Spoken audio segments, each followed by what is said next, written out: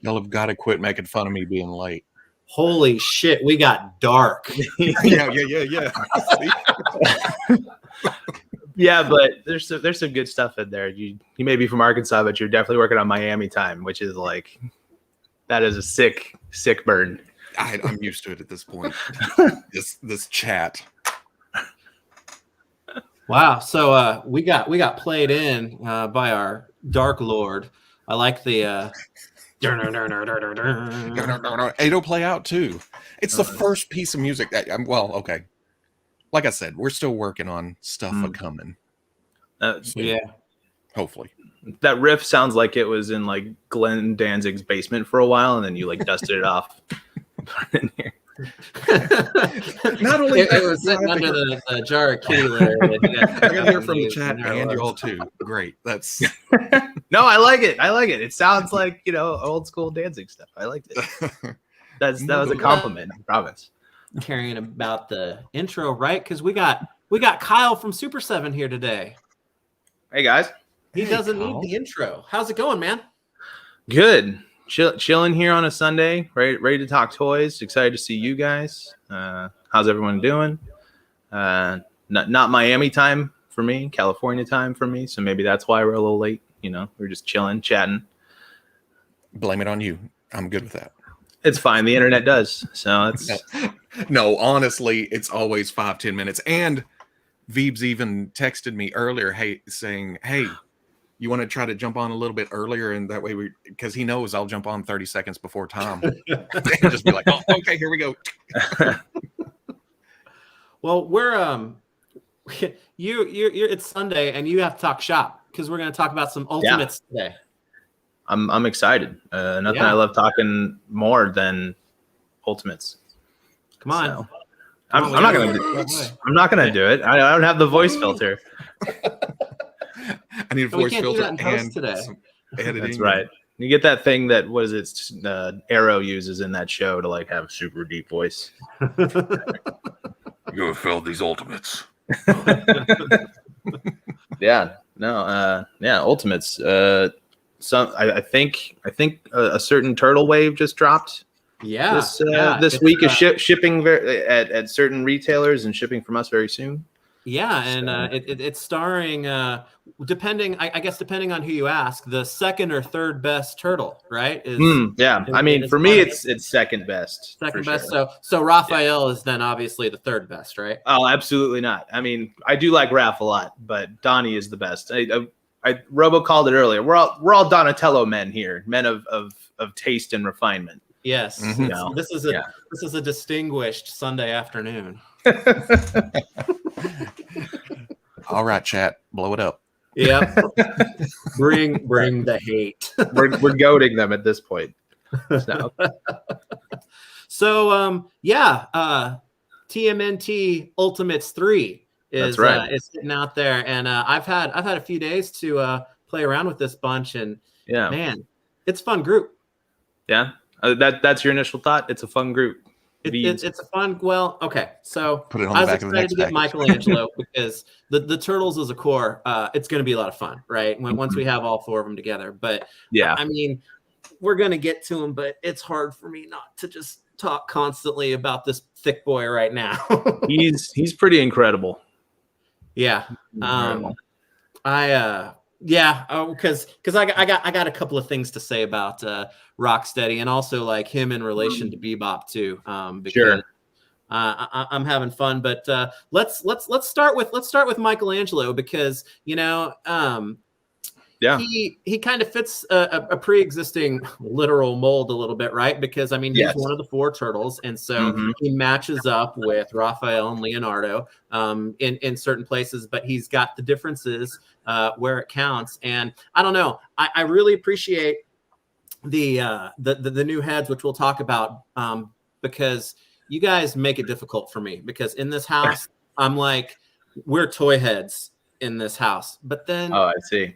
You get these going along. So let's talk about this Michelangelo alternate head here for a second. You mean the superior head, for sure. Well, it's funny because this was the one that snuck up on me, because like Raph and Leo's, their alternate heads, they're kind of, they're different, but they're still like, I'm getting ready to go into the fight, where Michelangelo takes it in the opposite direction and he's having fun. Yeah. Yeah, no, I mean that's always like Mikey's kind of MO, is that even when like it's really hitting the fan, like he's doing backflips and the one shouting cowabunga and having a good time, Yeah, like, and I was like trying really hard before I gave up on it finally, because I was taking pictures the other day, but he's got that little red going on inside of that mouth too, that you can see it when you're like sitting here looking at it, and it like brings the whole smile look together. But it's hard to take a picture of. Yeah, it's hard to get there, because it's like it is the bottom jaw is a separate piece, because it's a glue in, just because of how molding works. So that's why they're able to get all that good coverage in there of that red. But of course, like that to get the like mid like smile kind of party mouth look, where it's not like super open like some turtle heads have been. But like, I don't know, there was a balance of like getting the right expression for this turtle, like where he looks happy, but he's like, mid sentence. It seems weird. So like, yeah, the red was important to put in there, and it's just, I don't know, it ties the room together, right? Yeah. So yeah. He switching the heads over actually reminded me, because one of the first things that I wanted to talk about, which is the case with the entire wave, is that I think waves 1 and 2 had, some variance from figure to figure, whether or not, the joints were pretty tight or they were free and moving. But everybody in this wave has got pretty buttery joints. And it seems to me that that's not an accident, right? It's not a coincidence. That was intentional. Obviously, like if we're going to be using these molds like on all 4 turtles, we're going to refine them as we go, right? Yeah.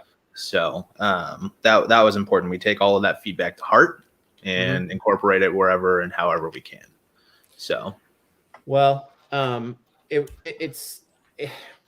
again, so because I keep my turtles kind of like toy way, I'm really appreciative of the fact that we've got the plastic nunchucks, but god damn, man, you make it hard again, because these chain chucks are what this is it. This is the one right here. Yeah. And surprise everyone, you're getting chain chucks. We didn't solicit it with the chain chucks at all. It's just a nice little bonus we were able to slip in there. So for me, that's the way to go. And the chain chucks are really good for displaying in the back, because he's got the like holster back there. So I'll do it live on camera here. Yeah. So you can see it's a little tight, but I'd rather it be tight than too loose. So it looks just rad back there, because like if you use the plastic ones, you get these big kind of like loops or whatever. But that's what those are for, among other things. So that's cool. And Void Beast, he's asking a question, because it's actually something I thought of as well, is that with the reissues of like series 1 and 2 coming up, are they gonna kind of feature that same joint tolerance and smoothness as the new mic too? Yeah, that's the goal for sure. So obviously when Veebs buys his second set. I mean, you're obviously like with every action figure line, products may vary just depending on some of the plastic that was used in that batch, or the temperature in which the day of the plastic was shot and stuff. That's why there's all kinds of that's why you see a lot of QC kind of spectrums and stuff. But usually you can get in a good spot. So yeah, that is the plan right now. Is because obviously because there's a lot of reuse on some of these. So if we've not re-engineered, but if we've improved these joints, then they should be improved on the other ones too, because it's the same body. Yeah, absolutely. And so, you get nice joints. You get actually you get 3 sets of nunchucks, because if I was really true to my word and say I was taking it way back to being toy style, I'd be cutting these off the sprue. Do you buy 2 to do that? Some people do. I haven't had the heart to pull anything off the sprue yet on any of them, actually. So I don't know. It's with having 3 sets of turtles that I'm going to eventually be getting, it feels like I should feature those in at least one of them, right? Yeah, I knew that was coming. No, I only have done it in like QC checks, and it like I cry a little bit as I'm doing it. I'm like, it's never coming back after that. No, I mean it's to make sure that it like functions properly and stuff. It's like you have to do it for the test, but it's like it hurts me a little bit to cut it off. All in the name of toys. And Michelangelo is he's kind of been the elusive one thus far. It seems like he's the one that hasn't hit everywhere yet, while Rocksteady and Metalhead and April are shipping, because they all kind of come over separately, right? Yeah, in some cases. Obviously, as everyone has probably been hearing, shipping is really, really messed up right now. Yeah. So at this point, we've been just booking shipments however and whenever we can, just to get stuff over.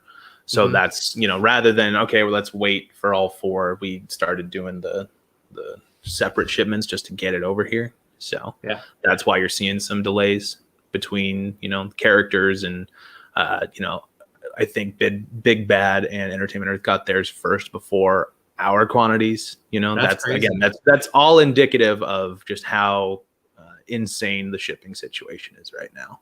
Yeah. So, yeah, I know everybody's feeling it right now, and it's not just to this industry, right? So it's every industry. Costs and everything are just out of whack right now. Yeah, go try and get a PlayStation or a new GPU right now. Exactly. No. My son's been trying for a PS5, and it's crazy. Oh man, Then I'm not going to say that I got lucky on the lottery for the website. well, with Mikey too. Yeah. I wanted to start with him because he's the turtle, and he's the anchor of the line and whatnot, but also because it's like we've kind of had a taste, before with Leonardo.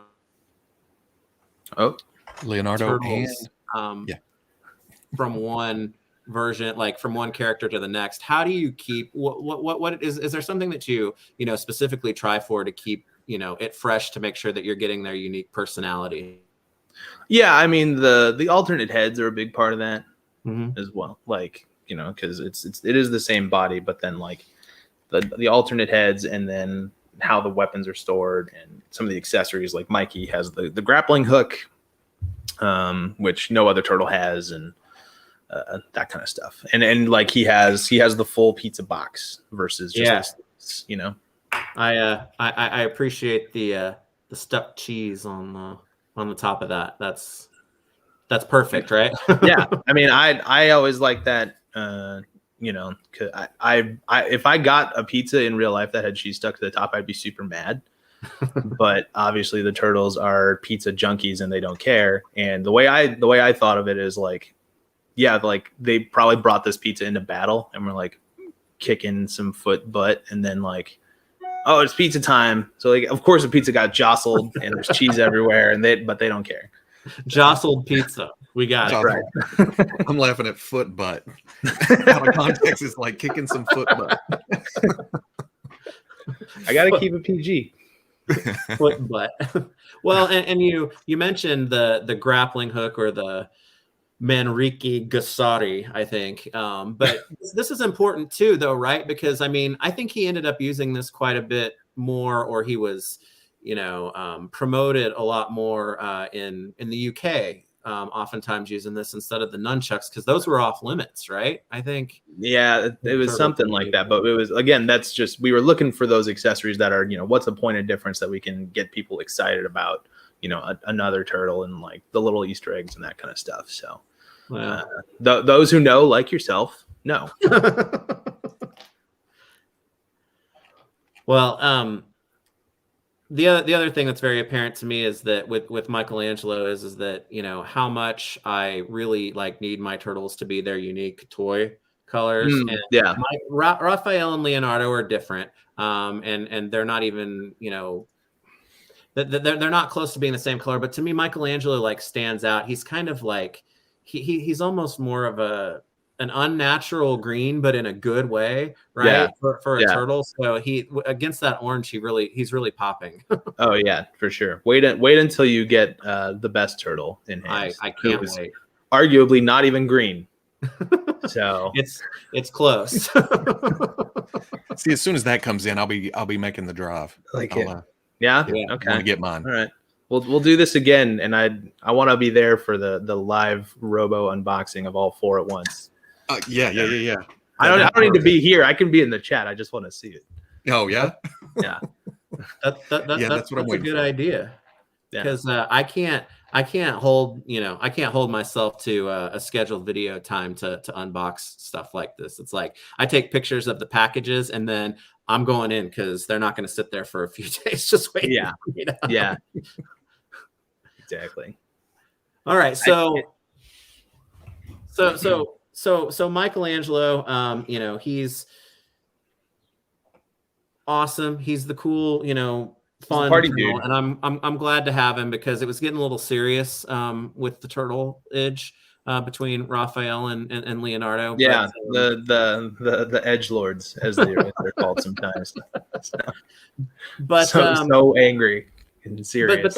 But this is the first series though that we actually get 2 turtles. Right, because I wouldn't say that Metalhead is a proper placeholder for the best turtle. Yeah, he's no replacement. But Jared, he is kind of a nice preview to the turtle who probably has the most to do with Metalhead. And I've got to tell you, Metalhead is one of the figures that I don't have my vintage Metalhead anymore. I've got a lot.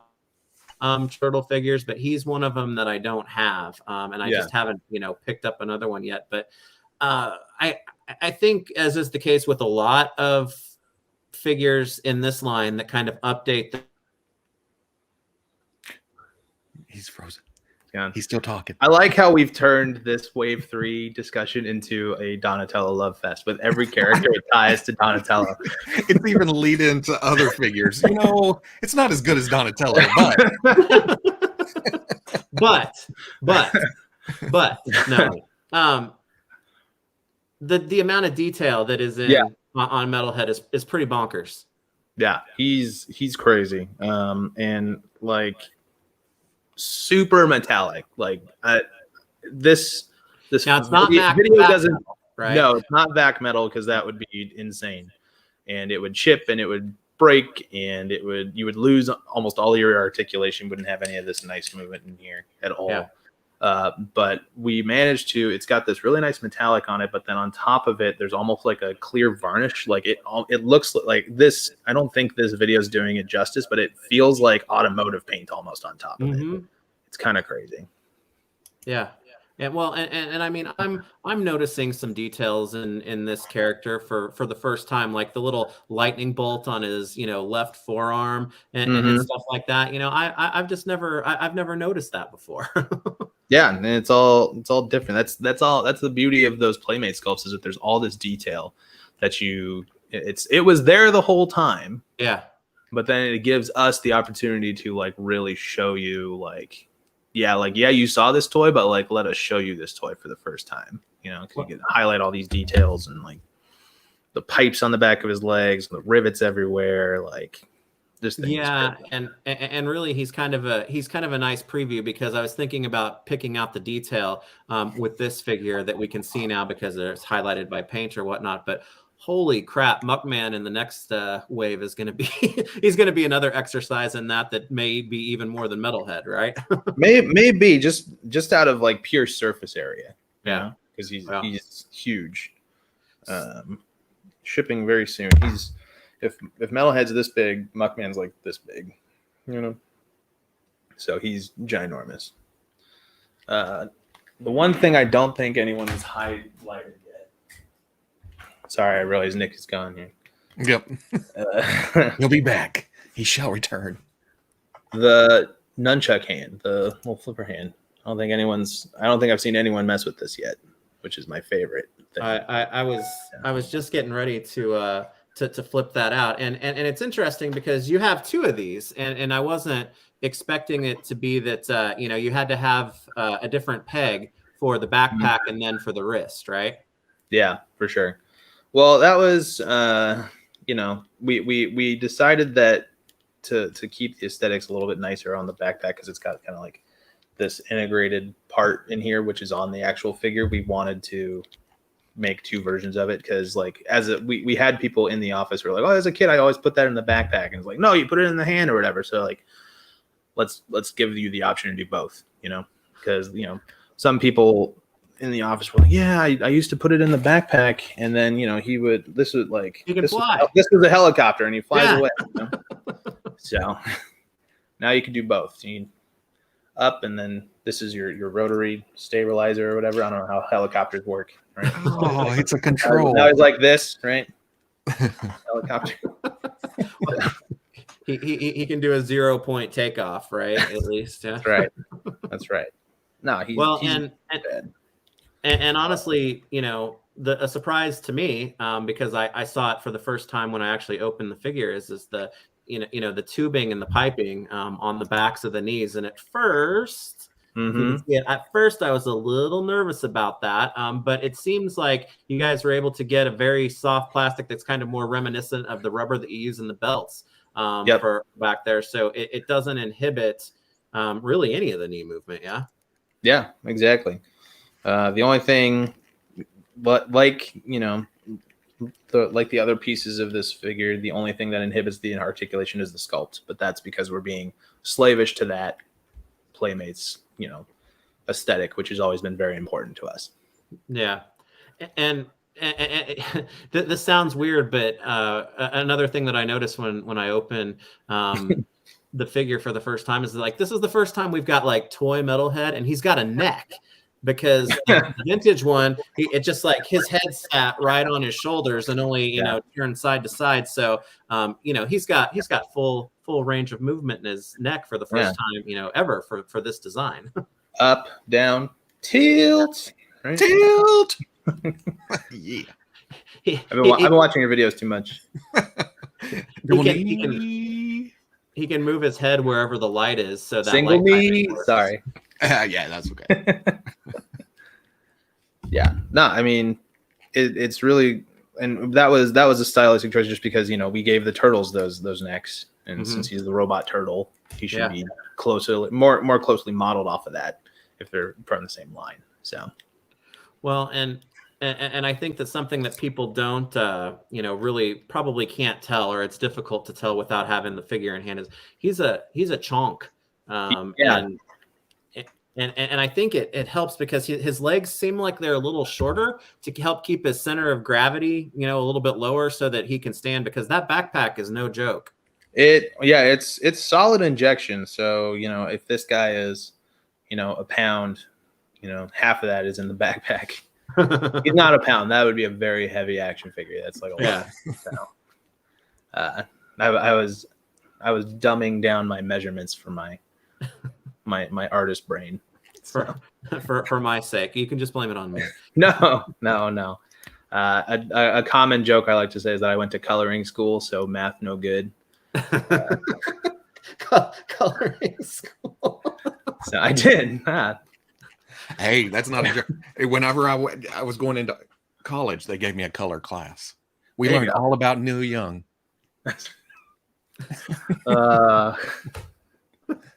That might be the most dad joke thing I've heard all week. No. I'm serious. That's all he'd throw color at us, and then they talk about Neil Young for the rest of the hour.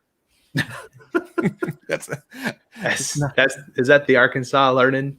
That's Arkansas learning. That and mathemacating. Well, it gave you a heart of gold at least, right? That's right. That's right. So speaking of the backpack, so yes. tell me, how did you put the print of the screen on the back? Because that's not a sticker. But no. Like so that's a tampo print, yep. which is the same process that you get, your belts and your eye applications and your mouth and all that stuff. So it's just a big old stamp that goes like that. So it's 1, 2, 3.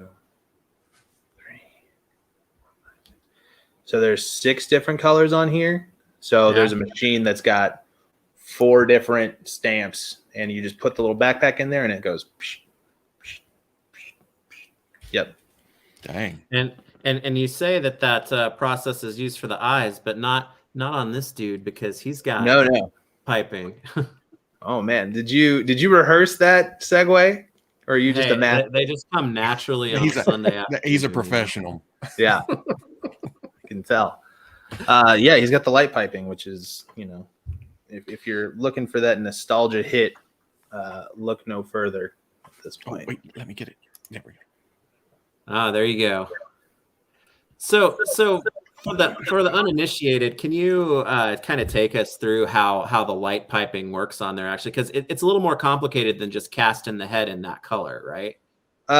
It used to be, but for us, it was not. So basically, like it is cast in that clear color, and then you just have you have to find really opaque paints that block all that light out to keep it moving through there and not seeing through in other spots. Yeah. Exactly. So yeah, if you did that, and you can actually see it. Sorry, secrets revealed here, but that clear plastic is on the inside of the peg too. Oh yeah. So if you shine a light through that, do the same thing. Sorry, illusion's broken, but yeah, it definitely works. It does, but then at the same time, I mean, you give people the option because when the head's not lit up, then the eyes look a little dark. Obviously, but sure. you give people the option of having the second head where the eyes are actually painted red and the brain.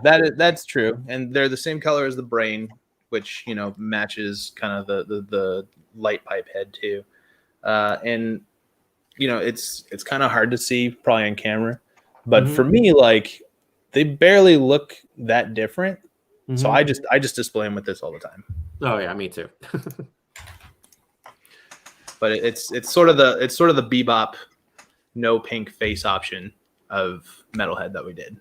That no pink Bebop is the wrong option though. Obviously, some people agree with you, some people disagree with you, but we're happy to give people both options. Options are good. That's right. Good of you.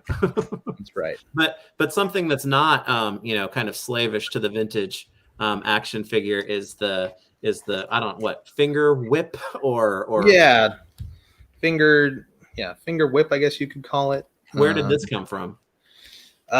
This was, I think, Four Horsemen included this one. They were like, hey, we want to put this whip in here because we remember it from the cartoon, and we think this would be a cool accessory. So while we're pretty slavish to the toys, we will definitely take inspiration from the cartoon wherever it's appropriate.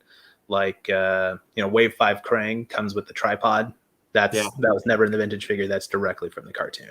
Yeah. So, well, I think when you guys are covering off those vintage pieces, and when you still have room to do more, those are nice little nods, right? Yeah, exactly. And you obviously want to make like the toy line and the cartoon ran at the same time, so you kind of want to. If we can incorporate it into it, then it would make that in a way that makes sense. We'll do it, Yeah. And let's see, we got the flip down tip. That's awesome. Yeah. Yeah. A little. This is the nose picker, as I like to call it. So like when it comes to like those cartoon accessories, we're obviously trying to make they're ultimates. So you want to find ways to give as much stuff to that character that resonates with those fans and makes the best action figure as well. So that includes this. Well, that's cool. And for the first time, for the first time as well, those oh dang it, coming off of his belt too. This is like the grenade wave, right? Because I think we get like 5 or 6 grenades total. That's true. Yeah, Rocksteady has them too. Yeah. So, never a bad accessory to have, grenades, because you know they work across so many different brands, and they just look cool. Metalhead has to pick all of their noses. Yeah. Well, you know, when you look at a figure like Metalhead, though, I mean, yeah, and you're going over, it's like, all right, this is a completely unique, you know, sculpt and parts and whatnot. But to me, does he share the same hips that the turtles have to give him that back and forth and a little bit of front and back movement too that's underneath the shell? Yeah, that was definitely the idea. Is like he's the robot turtle, so he should have the, you know, almost exact same articulation scheme. So, and I'm happy to say that all of the turtles and all future turtles that you've seen, like Samurai, Leo, will have all of that. So regardless of like what their costumes may or may not look like. So. Cool. Now I will say, and we'll just kind of go about the one thing about the line that has me a little bit is that you know, the pegging across the, and here's a very unflattering shot of yeah. There. Can you talk about kind of the system as far as like, you know, the peg size and whatnot that you use on these figures? Is that to help with the articulation or the stability, or how's that go? Because they're smaller than what I think I would expect them to be, right? Yeah, I mean, there's obviously like tolerances and, you know, weight distribution and all that stuff, and the factory is very good at holding, like calculating all that stuff for us. Like we usually have like a base, like this is how we want it to articulate, and then they take those pieces and then they will like work and engineer that to be a truly functional thing. Usually like what we have from Four Horsemen is like functional enough, but then obviously the factory will then cut it and make sure it can pull apart in molds and all that stuff. So peg sizes are specific, like for the legs specifically, are more about like having the strength to hold all of the weight of the figure, but also having enough, or like being small enough to fit inside of this designated crotch piece kind of area, you know? And that's a lot of the push and pull of the engineering is like, yes, it needs to be able to hold all this weight or whatever, but it also needs to fit inside of the form of a leg too, you know? That process of going back and forth with the factory and whatnot, as far as that goes, not just with hips, but with you know, construction as a whole, that's got to be a big part of like the time consuming part of, you know, what you have to do as far as going back and forth, right? I mean, that's got to be, especially with like no traveling to the factories right now, that's got to be tedious at times, I would imagine, right? I mean, it's not tedious, it's all in service of making good toys. So it's, you know, I don't get to do the design part, and I don't get to have these on my shelf unless that part gets done. So that's how I think about it, and it helps me like get amped about that process. Because you're right, to most laymen, it would probably be like, why do I have to do this? But it's this like, is the 10th time we've had to go back and forth on this change, right? Sure. Yeah, I mean, that happens sometimes, but you communicate with your partners, and ultimately we're all on the same team, and we're all in service of good products. So we all have the same goal in mind, you know.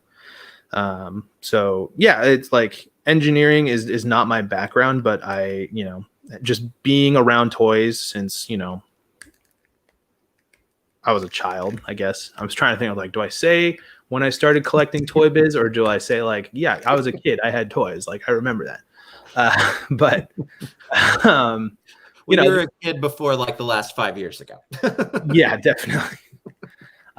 You know, I think more people know inherently, you know, how like what a toy function would be like than they realize, just because we've all been around them for so long. So, and it's, you know, a lot of it is like, oh, it's just all this complicated engineering, and it's like, no, like take it down to basics. Does it look good? Is it fun? You know? And so that's part of the like heart of the engineering is like, keep it fun at this point. So it's got a function, but it's like, if we're over noodling this and it's like not fun anymore, then like the customer's not going to have fun, and that's not great. So got to keep it basic. Right on. I don't know if that answered your question at all. No. It did. It's just, sometimes I think that, that there's got to be days when it's like, okay, I think we're going to have it on this next pass. And then it's like, it's taken in the other direction. There's definitely some of that for sure. I won't say on what, but that's all part of the job is just getting it right and trying to communicate effectively and as clearly as possible. Especially now, like you're saying, now that we can't go overseas, is more important than ever. So, and the choice of materials plays into how that all works together too, right? Yeah, for sure. Yeah. So, and that's all like accounted into like engineering and stuff. So like obviously torsos have to be that harder ABS because they kind of clamp together and then are sonic welded so that it holds all those PVC parts together. Yeah. If you did that with PVC, you would have a really gummy feeling figure. It wouldn't have that same kind of prestigious feel that our Ultimates kind of have. So either Nick is being very understanding or he's frozen. I think he is concentrating on your every word. I think it's frozen. I've had a couple people ask about the possibility of adding, since two of the turtles have got fists, adding it to Raph to a reissue of some kind, if that's a possibility. Yeah, definitely a possibility. We might have already done that. I can't confirm or deny these facts, but that would be a good way to do it. So that'd be cool. It's just an interesting, it's always interesting to me to hear how the sausage is made. Sure. Yeah. With engineering and stuff, and Metalhead, being a robot that was built just seemed like the right character to go there. Yeah, definitely. Yeah, I mean the robot turtle, the schematics and stuff. Yeah.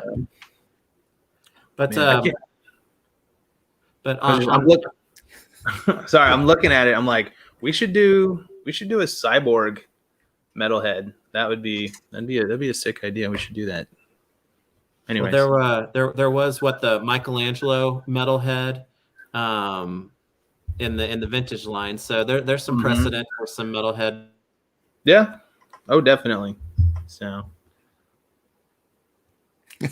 is it gone again? Robo's time to shine. Let's go. That's right. Here we go. What am I going to talk about? Just looking at this, since I don't have these in hand yet, and I haven't opened a lot of them. That's 100% a choice that you have made. You can open them. That's on you. I know. But the thing about, I'm so far behind because I send them to Nick's house, and then I go pick them up, and then I bring them. So it's become a thing of, I'm going to get all four at the same time. Right. And I guess there's that like anticipation, good things come to those who wait type thing. So. I could say something. No, we won't go there. But yeah. I'm seeing all these pictures, seeing all the reviews, seeing everything go on, and it's almost because there for a second I had the thought of, I'm going to run over and open one during this. Why not? Because I can't. I've gone this far, Yeah, that's true. You're like a monk. I am a Ultimates opening. I am an oak. I admire I admire your tenacity here. Even though it's to not open my toys, but that's fine. I know, and that's hey, buddy, what's happening? Hey, in pictures. No, you feeling okay? I'm definitely gonna get to that. No, he's gone again. Oh no, there he is. There we go. It's bad today. All right. No, I've seen worse. It's usually not so bad. It's like, I don't know. I get into this live stream studio and it's like, ugh. Well, okay, cool. Well, let's move on to like, I don't want to say the opposite of Metalhead, but a very different figure, character and construction wise, and go into the first female of the Ninja Turtles line with April O'Neil. And April's got a bit of a history in terms of like the whole thing that she's gone through since original solicits to now, right? Yeah, for sure. And that was like obviously our first solicitations were very slavish to that vintage figure, right? And kind of like the Bebop, why is his face pink? Or why is why is it not a helicopter in the backpack? I think people don't remember that figure as for what it was. They remember for what they thought it was. What you remember versus what actually was there. But so that's why we wanted to work on it a little bit more and kind of not split the difference, but just kind of like improve upon that, and then also give you some more options to maybe kind of match more closely in what fans might have been expecting. Yeah. Well, and honestly, if you go back and look at the vintage April figure, I mean, this is what April looked like, and I mean the body style and the hair shape and all of that. This is a recreation of that in with modern sensibilities, but April really did have a very different look than what I think everybody kind of remembered her from, like the cartoon, obviously, right? Yeah, definitely. So. And this is, you guys got the blue line on this one, and the original April. There were there was a version with the blue line and a version without the blue line. I mean, was that a decision that you guys went through back and forth on, or was it just like this is more of a paint hit, so it looks more interesting? Or yeah, it was more about just bringing some more visual interest into the figure, because like obviously the iconic yellow jumpsuit is important to April, but like, how do you like spice it up, I guess, is a pretty like base term for it, but just like add more visual interest to it. So like the blue line was that's an easy thing to add that it's not super expensive, but it adds some more visual contrast to it. Another thing that we did, and it's kind of hard to see, and I know some people have talked about it, but there's like little hits of darker yellow like in the small of her back and on her shoulders and on the legs and stuff, just where to kind of like where there's a lot of accentuate the folds. Yeah, exactly. So because like otherwise, if you just inject that in yellow and you don't add any paint to it or whatever, it's just she's kind of like a big yellow blob at that point, and that's not that fun. So yeah. So one thing I think that some people are noticing too is you guys seem to have a very unique looking plastic or a finishing process or something as far as what is quote unquote human skin and whatnot. Can you talk about that a little bit, because I think that when treated with harsh light, it's kind of hard to catch some of the detail in it and whatnot, and there's the shiny quality to it, but in person it's not that way as badly, right? For sure. And I don't think the online, like the studio lights that I see a lot of people reviewing her under, like really do any help, like do her any favors.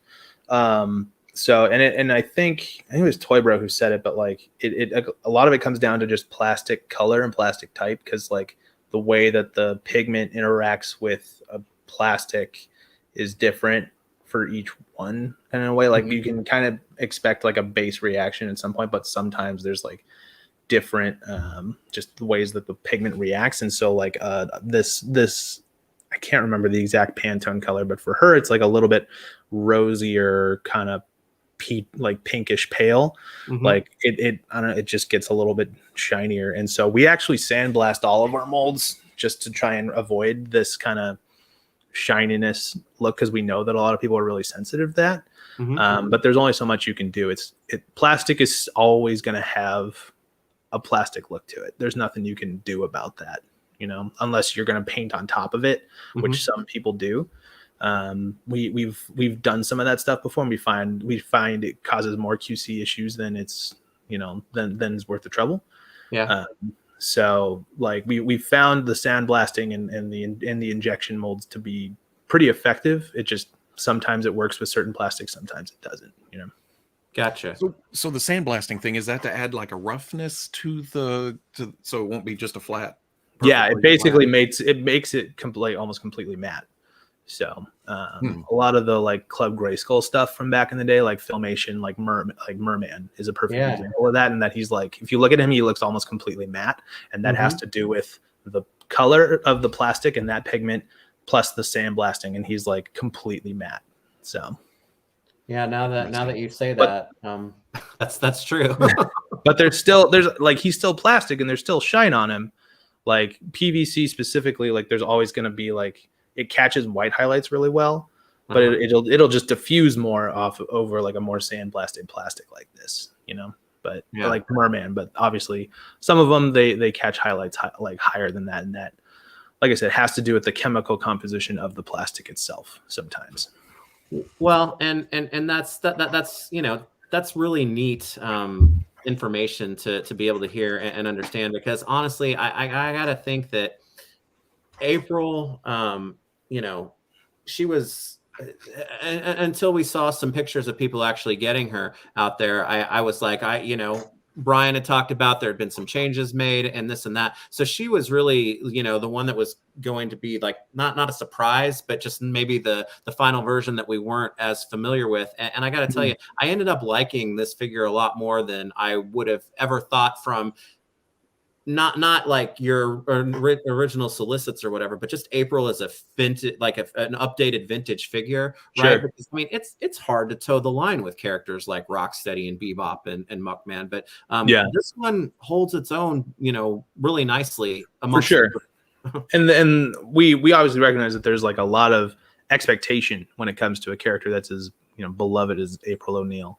So we want to get it right, and that's why we decided to, you know, invest the extra time, give you the extra heads, you know, re-engineer some of the legs, that kind of stuff. Which is a good point, because you talk about the extra heads, and I know you and I kind of went back and forth on this, but the headset head holds a little bit of a special place for you, right? Yes, this was my I don't know. I don't like tooting my own horn or whatever, but I was like, we should add a headset thing, because she uses the headset in the cartoon all the time. So you know, change up the expression a little bit, add the headset. Let me do this. I don't know. It just adds a lot of personality to this character. So this is I actually pulled all of these from my display. This is how I have her in my T12. So. Absolutely. And what about this other head then? I mean, to me, it kind of looks like that second version of the April vintage figure with the orange on it, but she also kind of looks a little cartoony. Is there a specific reference that you guys used for this second head? Because I have a feeling this one's going to be popular, right? Yeah, it was definitely the cartoon was the inspiration for this head. Yeah, for sure. And, you know, kind of like how we have with, sorry, Robo. I'm so slow. Kind of like how the turtles have, okay, there's the toy inspired heads, and then there's you know, a little bit more realistic, a little more attitude, like different take. That was the same idea with April, is, you know, there's the toy heads, which you have, and then the, you know, a little more realistic, more, her hair's got more of a blowout, you know, that kind of stuff. Yeah, well, and it's nice to have an inclusion like this, because, you know, when you guys are doing your character models or the designs for these figures, I mean, to me, it's very apparent that you guys are wanting to do at the foundation or basic level an updated modern take on the original designs, right? So I think it gets difficult when people who never really cared for an original design say, oh, they need to change this in order to make it quote unquote better. That's difficult to do, because there are people who are like, no, that vintage look is exactly what I wanted to see, and that came in with the eyebrows on Shredder's helmet, right? But when you're able to give us multiple pieces, it helps to satisfy both worlds, right? For sure. And I think the ultimate takeaway there is that you're not going to be able to satisfy everybody. Right. But as long as we're, you know, proud of the products that we put out, that's really, you know, what matters. Yeah. So. Well, another cool vintage piece was you guys included the camcorder that is really just a disguise for, you know, her gun. Right? Emphasis on peace, right? This was always a crazy, even as a kid, I was like, you know, that's really crazy that's a gun disguised in her video camera. But, you know, but you brought it. But it's so perfect too. Like it's so Playmates, you know. Yeah, it's great. Yeah. It's like, you know, like answer the question, damn it. And answer it the way I want you to answer it. Do it again. State of American Another media.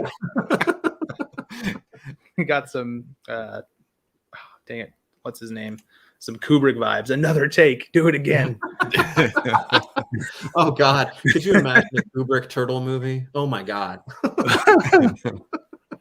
Wow, that would be. It'd probably be closer to like Doctor Strangelove, don't you think? Just wacky. The turtles are just the Droogs from Clockwork Orange. Oh, that'd be good too. We ride the turtle blimp all the way down. we've devolved all of a sudden. but at the same time, while you kept the gun piece of this, you also gave us the camcorder or the tripod for the actual camera. So, you know, she holds the camera, but she can't hold the camera and be on camera, you know, naturally in the past. But now we've got a means to that. Yeah, for sure. And that was a Four Horsemen in thing, because basically like the legs of the tripod become the weapon rack. Yeah, and that was something that was important, is that, you know, all of these characters that never had weapon racks in the past, we're trying to give you a full weapon rack for that, you know, again, that nostalgia hit, you know. And it fits their character, right? Exactly. Yeah, exactly. So like hers being the tripod with the briefcase and all of her other stuff. I think Casey's, it's like it's the net. It's the goal net. Yeah, it's the net for hockey, which is so fun. And Ray Fillet's got the rope that goes off the anchor around it. That's cool. Right. Yeah, that's pretty cool. So, but you also kept her you know, vintage briefcase, which has I don't know, some techie stuff in there.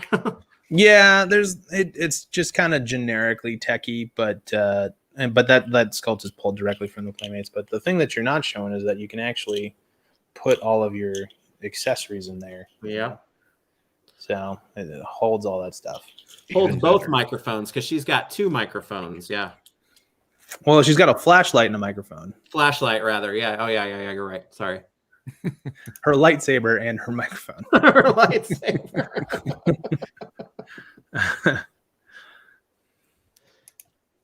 I think now I'm going to update this to this is the display. Answer it. Answer the question. It's got all the gear. That's right. and two turtle comms as well. One open and one closed, which, you know, the vintage figure never came with a turtle comm. So no, but a nice little nod to the cartoon a little bit, and talking to the man of taste, the best turtle. That's right. Yeah. Why wouldn't you call the techie guy on the piece of tech? Oh, exactly. And I think actually originally we solicited it with Leonardo on the screen, and I was like, no. First of all, it's Leo. Second of all, I'm pretty sure the only one who uses the comms properly is Donnie. So he's the only one who answers the phone, because he's the only one who knows how. He's always ahead of his time. He was glued to the turtle comm before iPhones. That's right, exactly. And then also you've got what I feel is a very, I don't know, cartoon inspired Channel 6 press badge, right? Yep, exactly. Just but you kept adding more to that character that people are, have connections to. So you kept the WTMNT call letters on there, though. That to me that goes back to the old vintage news van, right? A little bit. So good eye. You got a good eye for Easter eggs. That was definitely a nod. If you look at it, it's the exact same color as the van too. Yeah. So. Oh yeah, that's true. Oh man. He missed something. Yeah. So, well, that and of course she comes with swappable hands and whatnot to be able to hold the microphone and the flashlight, trigger finger, for her camcorder. The piece, fists and open hand. So I mean, I guess she can kind of have thing on that open hand. It's good for holding the communicators. Oh, see, look at that! Look at that demonstration. Well done. That's everyone. right. Yeah. Holding it a long time. It's the discipline, the arm strength. Every time we talk about Donatello. Yeah. Leonardo slander. Oh, it's not slander. It's what the truth. It's facts. Yeah, it can't be slander if it's true. That's right. And of course, it wouldn't be a vintage April update without her required ninja stars, right? Yeah, that's true. Just some of that old turtle wackiness. It's just we have these left over. Put them in there. Well, and we can talk about turtle variants, in a line like this all we want, because there were a billion of them. But sure, April presents herself for quite a few variations as well. Is that something that you guys have? I mean, obviously, we're not going to talk about things that aren't out there yet. But I mean, she's a character that's got to at least be in some of that variation conversation, right? Yeah, it's definitely come up because she got reissued so many times, and a friend of mine was telling me that I guess in the day 40% of turtle collectors of that original Playlist line were women, and so April kept getting reissues to apply, kind of appeal to that demographic. Wow. So she's a really important character, and I definitely wouldn't be surprised if we gave her another shot in some way. Either there's so many, obviously, like there's the same one with like the orange and the purple, or there's the Channel 6 News Van green version, or there's like is it the cat, like the cat one, and then there's the Bride of Frankenstein one. Let's not forget the Ravishing Reporter that looked like Ravishing Reporter, new profession. isn't there a caveman one too that I'm like not thinking of? Well, and there was one that was, they changed her body type completely into like taller and skinnier, and she had those purple accents and kind of the windswept hair too. I think that one kind of became my default April once that one came out, because I remember my vintage, well, I still have it, my vintage April, her legs got really loose. Well, that's probably not the hip joints got a little loose. This is where we workshop our sentences before we speak. Exactly. No, I totally feel you, because like, and I agree. I think that there's plenty of ways that we could go back and do another April reissue. Yeah. So.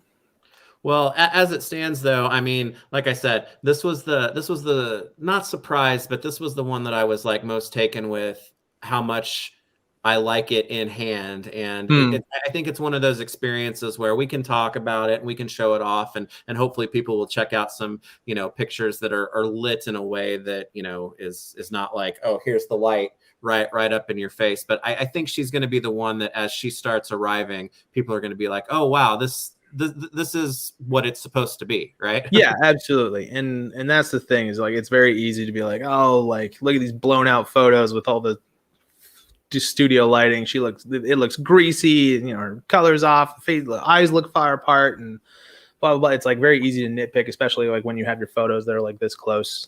I do it all the time with reaction figures, because I do a lot of QC stuff on there, and I'm like, yo, those eyes are like this far apart, what are you doing? And like, okay, no, Kyle, zoom out. It's like, oh yeah, that looks great. Yeah. So, it's, and then I'll get the factory samples in hand and be like, what was I thinking? Like, this is awesome. It's great. So that even happens with us sometimes. So, that's my recommendation, is like, get her in hand, see for yourself. I think you won't be disappointed. Yeah. Well, April is cool and all, but I think it's time now to talk about who I think is the winner. The winner of the wave. And oh yeah.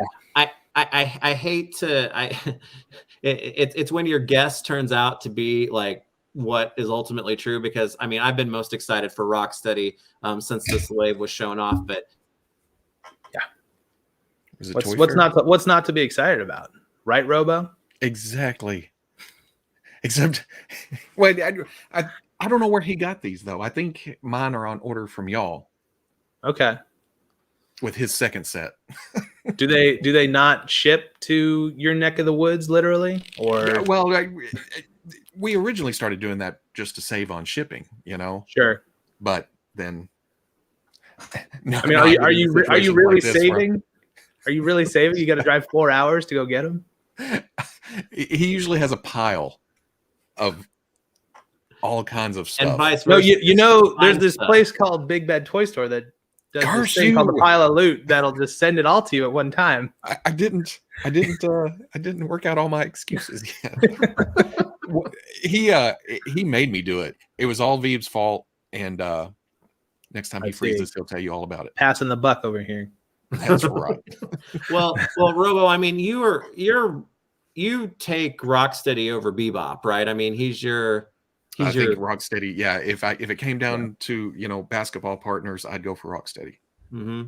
Because I'm a Bebop guy, but damn it, if this figure isn't making me kind of almost reconsider, because I'm loving this Rocksteady, man. He's huge. The detail. I mean, this is a character that really works to those Four Horsemen sensibilities, right? In terms of like the detail on the face and what. I don't know, when you've got these two together. Yeah, it's this is what I've been wanting my entire life. it's the stuff that dreams are made out of, right? Yeah, and I've heard, I don't know, I've heard some size queens out there saying, oh, well, they're too big because their file card says they're 5'7" or whatever. But it's like, how can look at that next to the turtles and be like, no, these guys should be able to destroy these dudes. And that's what's part of, the turtles being so cool, is that they can take these guys out, right? Yeah, I mean, and I agree. Like, the file cards say that they're not that much taller than them. But for us, like, specifically just in terms of visuals and how aesthetics are so important to us. What's up, Toy Chase? We made a conscious decision to make them larger because we like the visual of a larger enemy and the underdog turtles, and that visual contrast and the storytelling that you can get out of photography when you're looking down this big, that kind of stuff. Plus also there's a little bit of some video game logic in there. All the bosses in the video games were a head and a half, if not twice the size of the turtles, and that includes characters like Scratch and stuff who were bosses in the video games that are now 8 feet tall. So there's a little bit of that logic to it.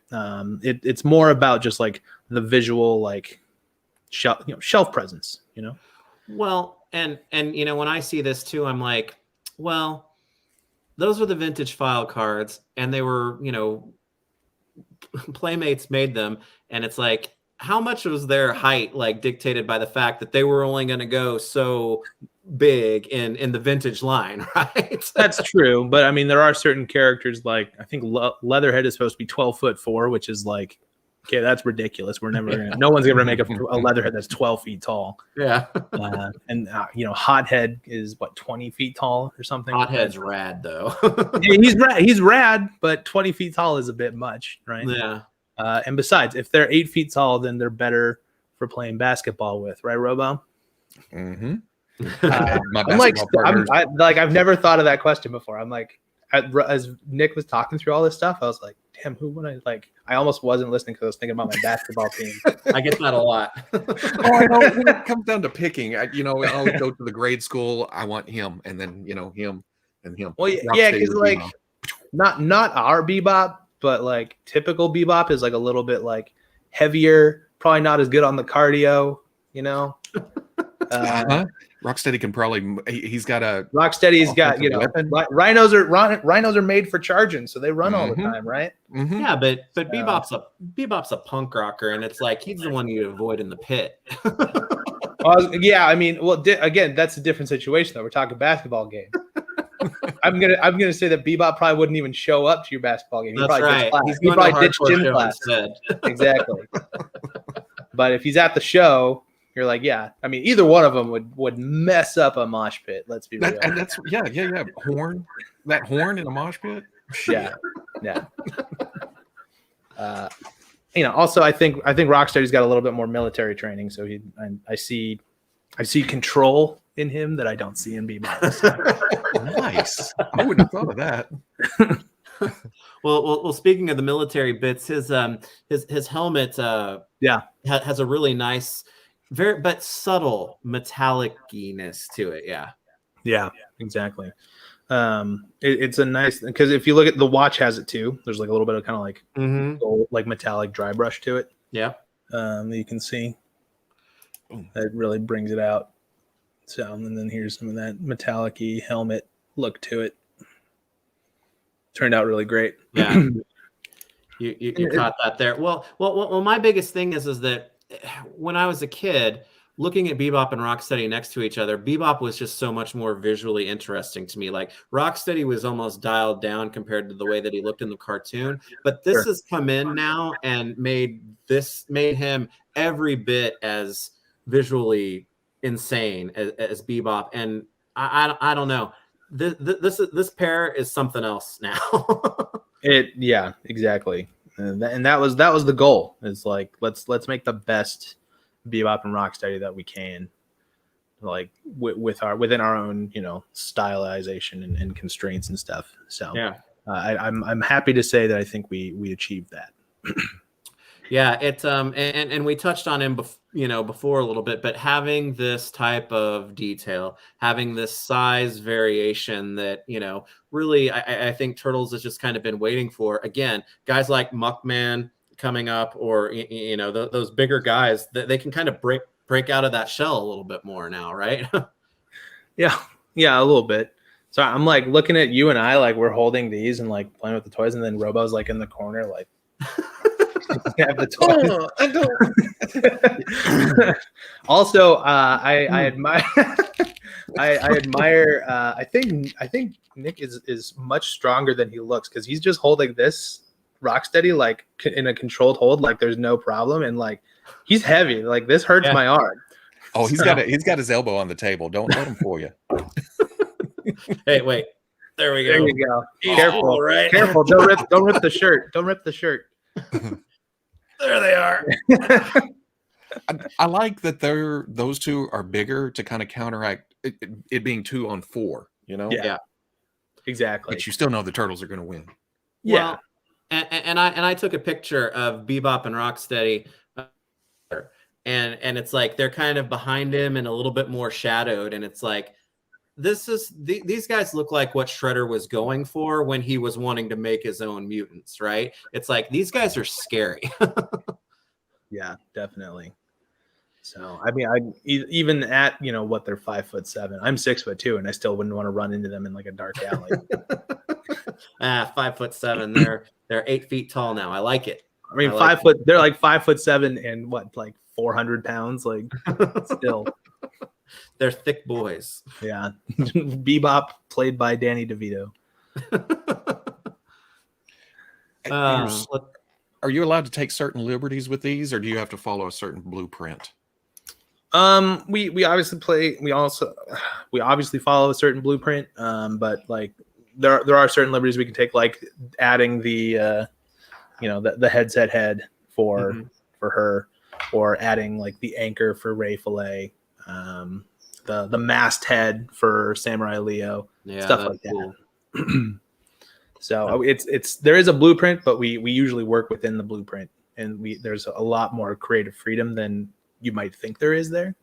So just because those old Playmates designs are so fun that they really open up, like there's a Playmate style, but like a lot of that vintage toy design was just like, I don't know, put the kitchen sink in there. Who cares? Like, let's just do it. See what sticks. And so we kind of get to do a lot of that too, where we have all these crazy ideas and let's add it. Let's see what sticks, what looks good, all that.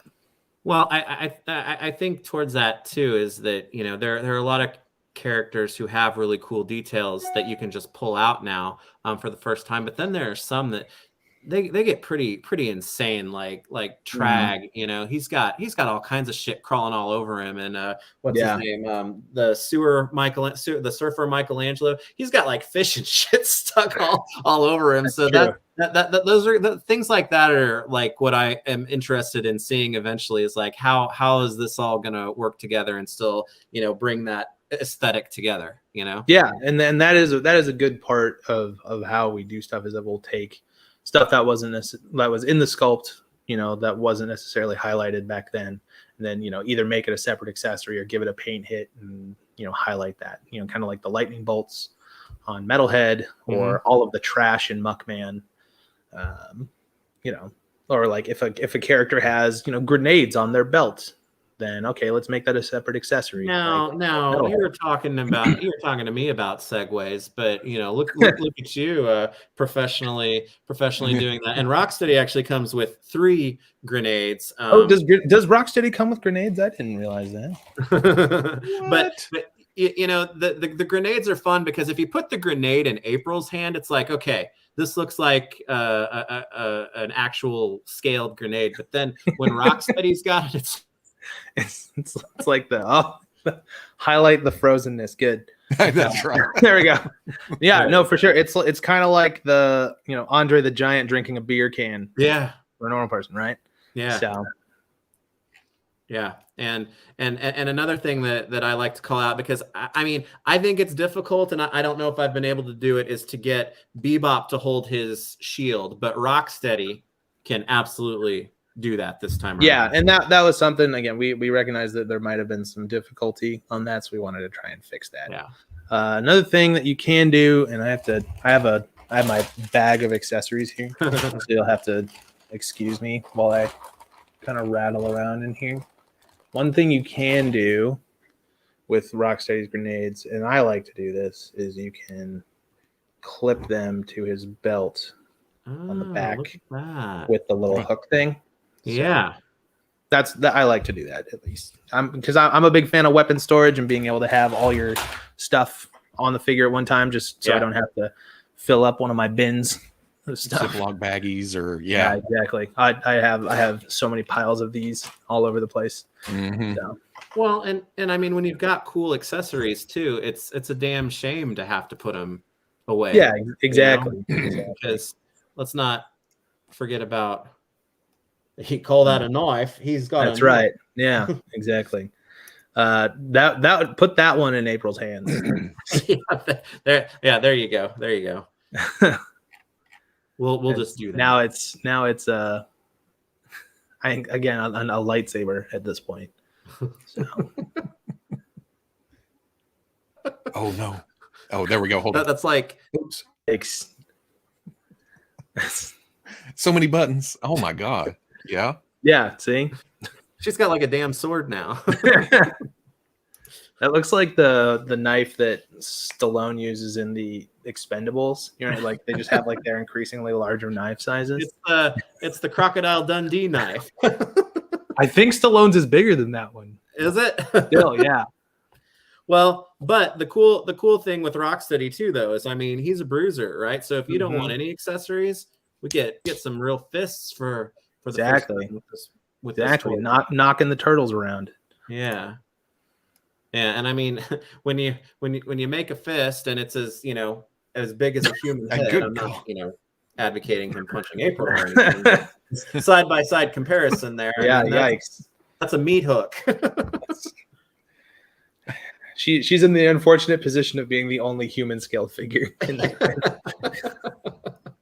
So far. Yeah. Well, no, it's her and Shredder. Her and Shredder, yeah. Oh, is Shredder big? Oh, I guess you could say foot, huh? Foot's a little bit taller, I think. Yeah. Yeah. I'll have to open those someday. I mean, I've got Rocksteady almost at a full knee bend, and he's still taller than Shredder. Yeah. Exactly. So dang. Yeah. So I mean, it's easy to have Rocksteady from I think this series be your favorite figure just because of his size and the detail and whatnot. But man, he's so effective, just like Bebop. Like I said, I'm absolutely thrilled to have the two of them together, and they set a nice, I don't know, they kind of set a nice precedent for, it's like, hey, you guys are doing these crazy Ninja Turtles characters, and this is the type of thing that we can expect from these monstrous, crazy ass characters that are being able to come out of a restrictive kind of, footprint before, right? Footprint Yeah. before. Yeah, I mean, all I gotta say is if you think Rocksteady is big, wait until you get Leatherhead in your hands. I was telling you, like, basically, like, he's, this long, like, think of Rocksteady, but then horizontal, and then like a little bit more because of the tail. Yeah. So he's ginormous. He's large. I can't help it. And I missed that this week. That was like, what was I missing? I couldn't figure it out, but that was it. It was a rushed kind of week, and I think that's why I went into the I may not. And, no, I feel you, because I think was it the last one was like 35 minutes, and I was like, oh, poor Robo. That means that he shot for like 8 hours. Cut that down. What? Yeah, that's Fridays are the day that you don't hear from Robo. No, yeah, I don't answer texts or messages, or I'm usually sitting in either right here or at the computer. Well, so I've made it pretty clear, that Rocksteady is my favorite from the wave. But Kyle, I mean, it may be like picking children, but who do you like the best from Series 3? I mean, it is like picking children. It makes it very difficult because I put a lot of work into all of them, but I do think that just for the visual interest and like the weight and the value that you feel when you open them up, it's this guy for sure. Especially because if you have the Bebop, then like you now have your dream team assembled here. I really like how April turned out. Mikey is my second favorite turtle, but like this guy is he's for sure the winner for me. Well, and that's one of those things that makes it difficult for me because I'm waiting not only to get my favorite turtle, but then to complete the turtle group with Donatello, which that when you complete the 4 of them, that's kind of a big deal, right? It's like you have them all together for the first time. But damn, if Muckman's not going to come to like win the bell of the ball out from underneath him, I'm already feeling that. Yeah, he's pretty great. He definitely is the heaviest one by far, for sure.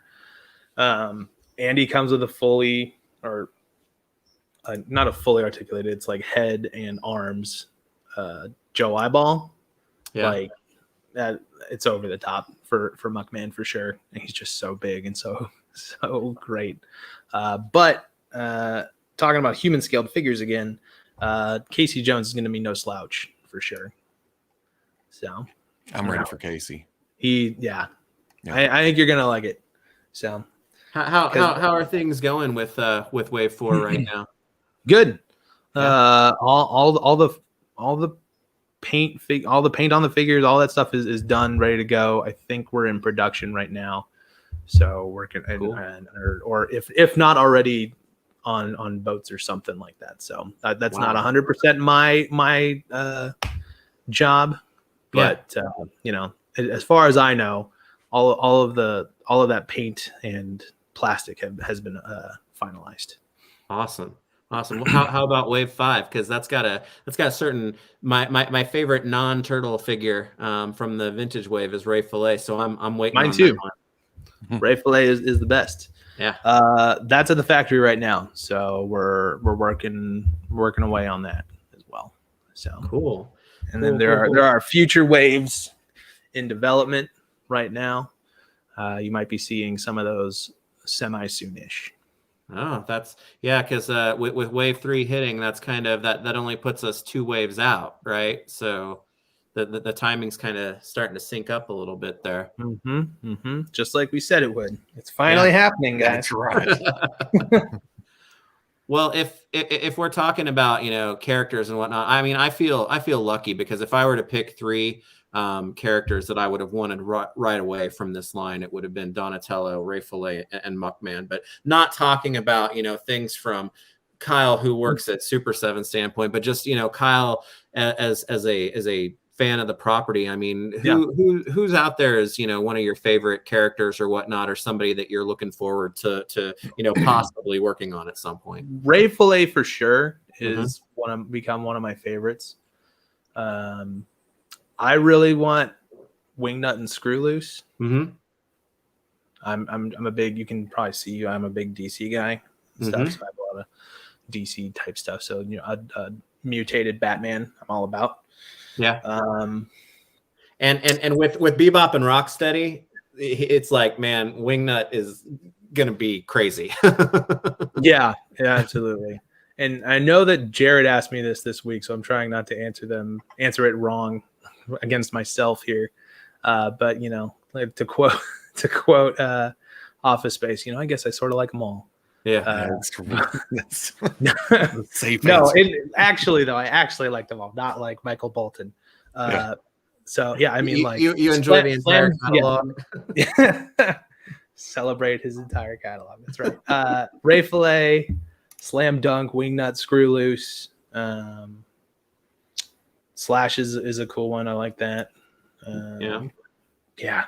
There's all kinds of good stuff that like the whole line is so ripe with amazing characters that deserve updated figures. Well, so. I mean, that's to me, it's funny because there are so many unique characters that were in that vintage line. But I mean, to me, it's, you know, a recreation of all of those characters or bust for this, right? I mean, that to me is the yeah. I mean, if we can do it, we'll do it. So, yeah. I don't know about PandaCon. I know PandaCon is a lot like Usagi Yojimbo in that he's got his own separate licensing type thing. Mm-hmm. So can't speak to that just yet. But another one I really want is I want the full release of Warriors of the Forgotten Sewers. Like, let's do all of them, even the ones that never got released. Yeah. So. Well, that brings up kind of an interesting point too, because I was thinking about this the other day. Is that, you know, obviously we're going to continue to see characters from the vintage line, variations on the turtles and things like that. But, you know, as far as talking possibilities, you know, things that go beyond that, because I was thinking about the frogs the other day, right? Sure. And it's like, okay, I got Genghis Frog and I love that figure. And then Napoleon came along and it was like, when I was a kid, I was like, what the hell is this? This doesn't look like he should. But as I've gotten older and I've had an angry child. Well, it's like I have a lot of appreciation, not only for that design, but for the fact that he is completely different from Genghis in, you know, the toy form. And it's like, you know, what about those other two guys? Is that something that you guys, you know, consider or have the ability to do, is like pull in, like, I don't know, almost like reverse engineer the process? It's like, you know, what about those guys? They never had vintage figures, so let's look at them from that perspective and then update them, right? I mean, is that something that you guys have the ability to do if you can get to that kind of stuff?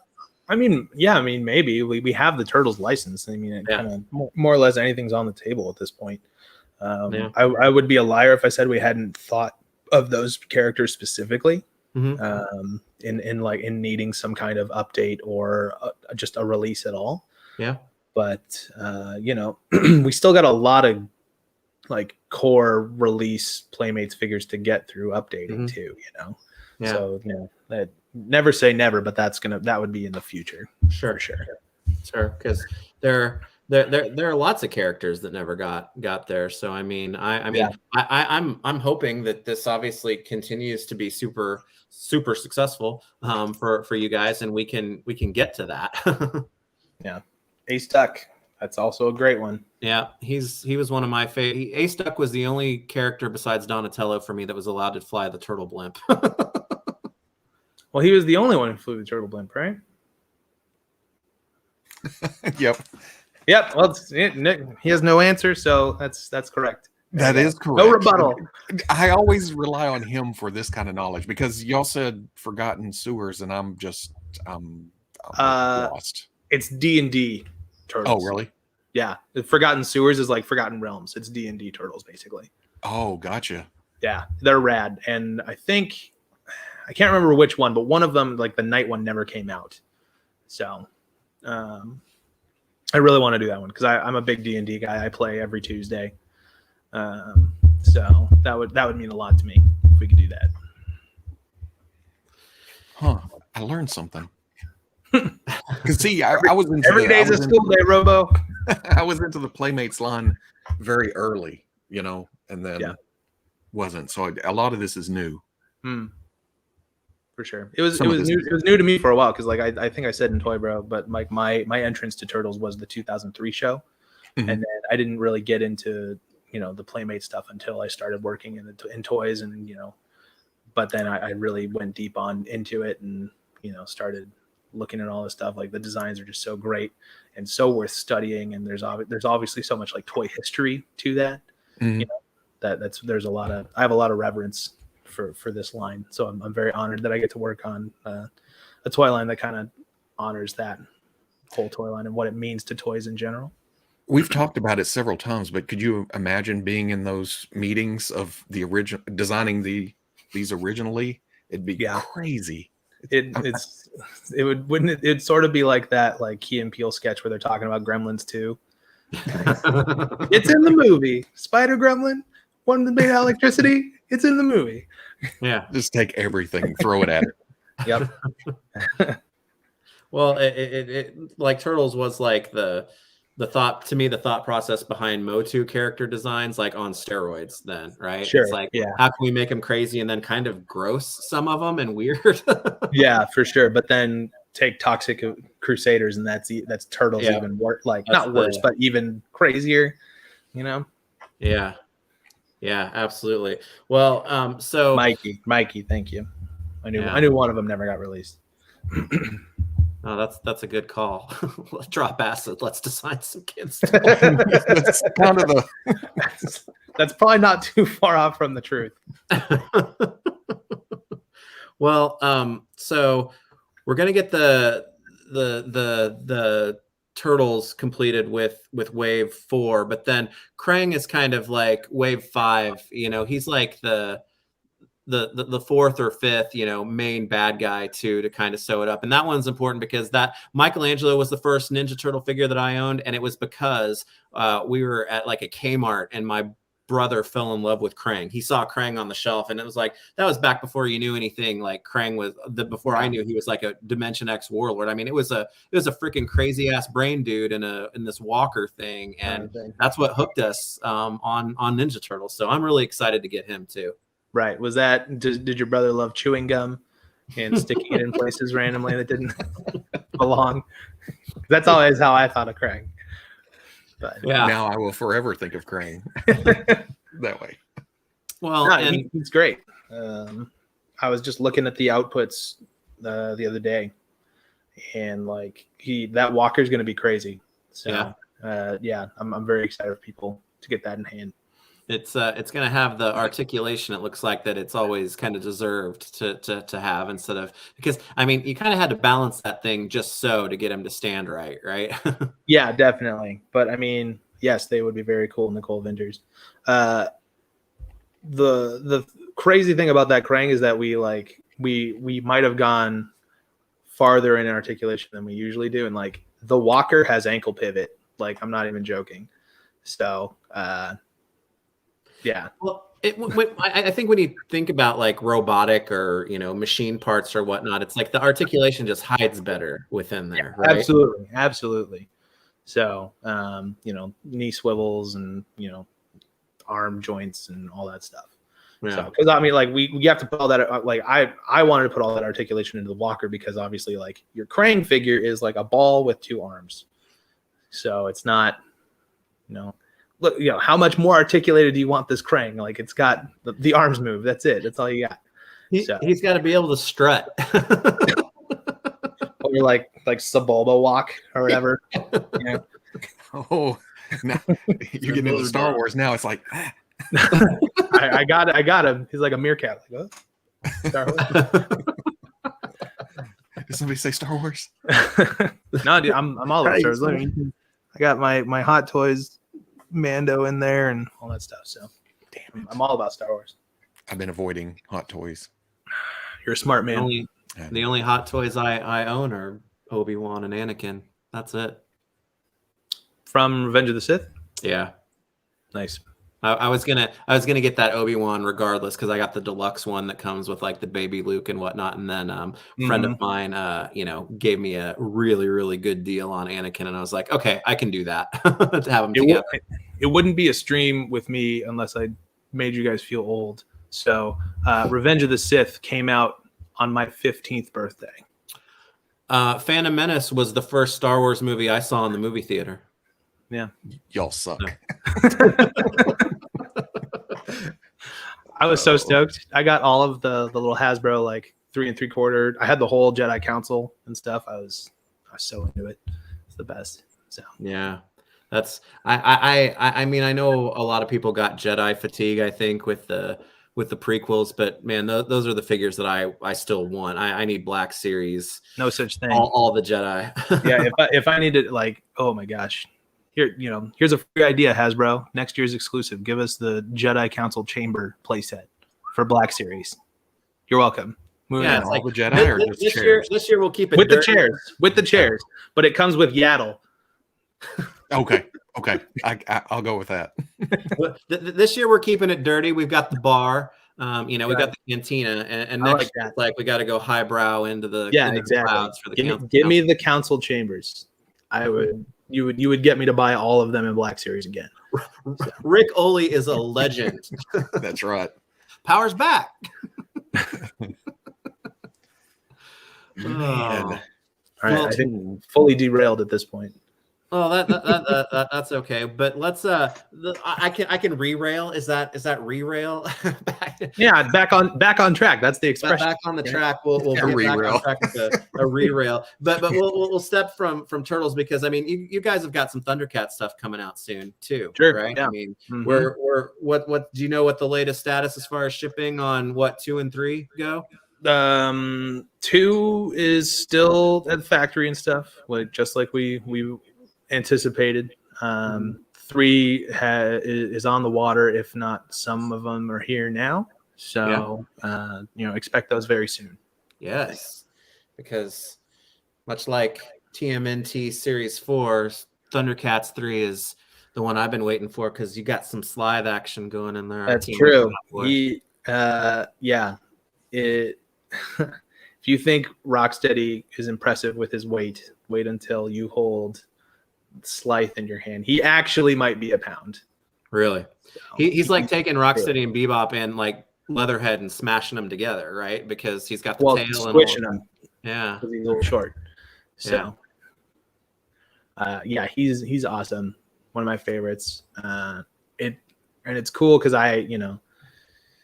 the living the privileged toy life that I live, I have seen him next to Jackalman and Monkeyan, and like seeing the 3 of them together is like, oh man, yeah, that's like, they're kind of like the dumb mutant like henchman dudes, but like seeing those 3 together in plastic form is still like, oh, that's something special, Well, Thundercats is like Motu in that the bad guys are so much better. So I mean, that's the crew that I'm needing to complete. Yeah, for sure. We just need to get that Mum-Ra, the Ever Living, together with all that, and it's just, you got a solid villains display. For me, it's like, get those guys and then all your Thundercats plus, the extra ones like Pumira and Bengali and Linkso and maybe the cats or Cat and Kit, the kittens. Kit. Yeah, it's the Thunder Kittens. This is my first Thundercats line, toy wise. Is it? I watched the cartoon, but never got the toy. Yeah, me too, actually. Because I wasn't around, obviously, for the LJN stuff. But thanks to Toonami in the early 2000s, right before school, they would always play Thundercats.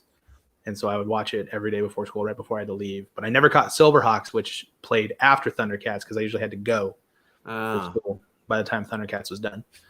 So they showed Silverhawks again? I have no recollection of that cartoon. I guess, yeah. None. See, they've given you every chance, Robo. I know. I remember the Silverhawks cartoon, but not as well as the toys, right? Yeah, for sure. So I was very, very stoked to be able to work on the first wave of Thundercats, because I missed out on the Thematic Collector versions. Mm-hmm. So it was like, oh, cool. Like, I can get these again, and I get to work on them. So yeah, win-win. Thundercat? It's at the factory now. We're getting close to tooling. Something like that is very similar to Snake Mountain in that the tools take an insane amount of 1, money, and 2, time to prepare. So and obviously something that big, you want to check every single angle, every single little thing that you can before you cut steel on that. So it's a little bit more of an exhaustive process on factory level stuff for that. but it is moving forward. So. Well, hopefully when Thundercats 3 dips out, because that's going to be the first one to hit, we can come back and talk about that too. Yeah, that'd be cool. I'd be down to do that. So I'm not gonna be goated. Nah. Okay, how about this? How about a dad joke? Electric Scythe. There we go. Yeah. he plays at all the weddings. That's a good variant. We do a glow in the dark Scythe. Call it the electric Scythe. I would buy Everybody it. would love it. The Because internet would I'm be a all Scythe positive. mark. You would riot. Scythe never glowed. No, Yeah, I yeah. would buy it. You buy it. You buy it, not anything. riot. Yeah. Very different. Oh, yeah. He'd army build it. That's the more angry version of toying around's dope or no. Buy it or riot. I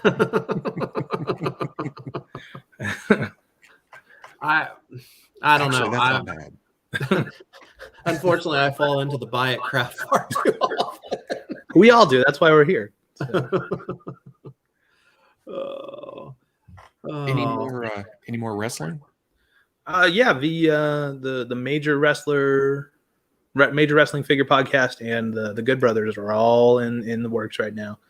Gotcha. Shipping later this year. So I got an email from Matt Cardona this week. That was pretty cool. Was it blood soaked? Was it? No. Is that a possible variant down the line? Maybe. Yeah, if they're into it. Obviously they're kind of in full control of their own action figures, which is pretty cool. This is kind of the first time that's really happened for wrestlers, you know. That's awesome. Yeah. They're good dudes. You can tell how passionate they are. It's great. So yeah, that whole licensing thing there at first, I was kind of confused but apparently they can go anywhere, so it makes sense that they can do anything with their own likenesses. Yeah. For sure. You ever heard of Thunder the Barbarian? Just random question. That's asking for somebody else. I've heard of it for sure. I personally prefer my barbarians in the Conan variety. Yeah. But I do hear that Thundar is pretty great. He's pretty sweet. Yeah, I'm very excited. I also get to work on the Conan line, and yeah, I'm excited to start working on the war paint. Conan. Ooh, Ray Alonso calls out Mandora. Man, I mean, I'm not asking like, oh, Mandora? is Mandora gonna happen or something like that, but it's like it's almost how does she happen without the bike? Yeah, I mean she'd be rad to put into the line. That'd be really, really cool. Yeah, especially if we could do the bike. We haven't done we haven't really done a small scale vehicle like that before, so that would be a fun thing to try and explore. Yeah, that's true. Conan the Destroyer. Oh, the Destroyer thing. Yeah, I mean, well, we still have it. It's we got all the files. We got all the parts. You know, it's just a matter of time about finding the right time to release that guy. You know, we obviously want to get Wave 3 into people's hands before we move forward with more Conan stuff. how's that going? Good. Like I said, I should be expecting test shots any day now, I think, but not 100% sure on that. I gotta, I don't know if you know this, Nick, but I make roughly 1 billion toys every month, so it's really hard to keep track of stuff sometimes.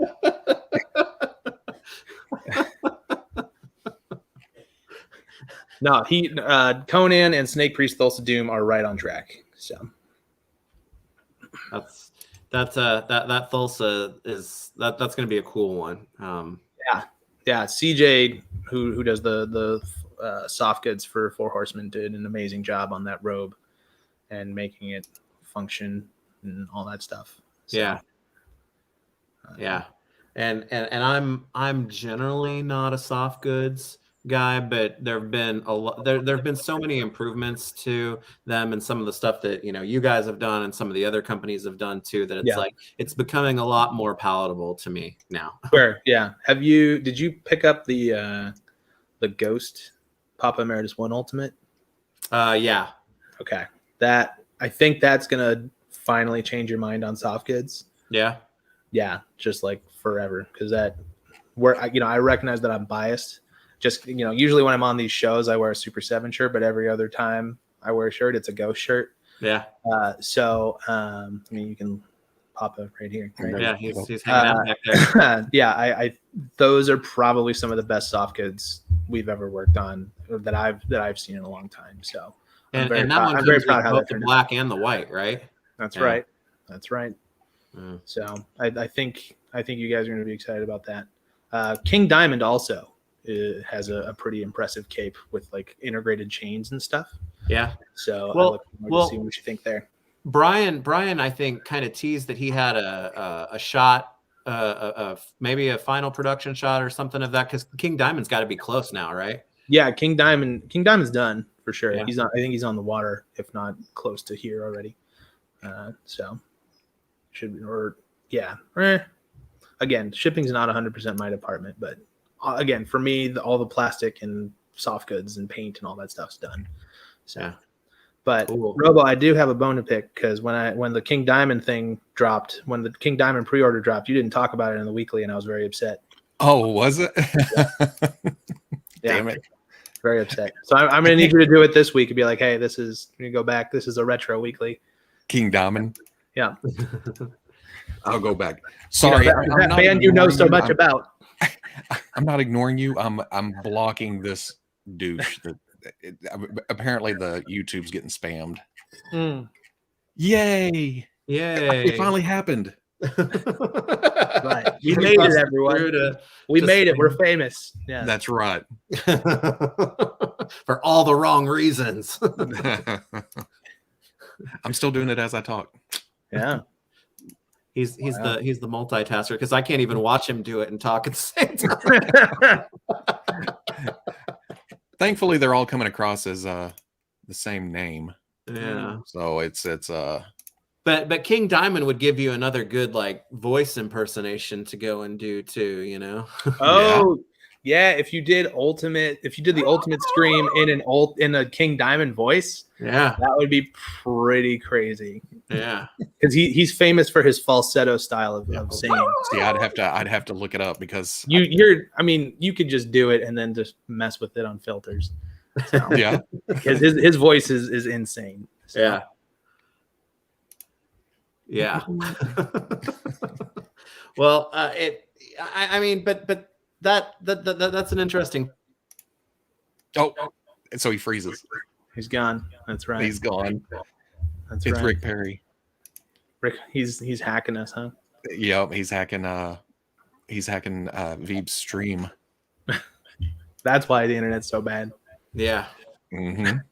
But you guys, you guys are getting King Diamond and in the same line that you've got Lion-O. That's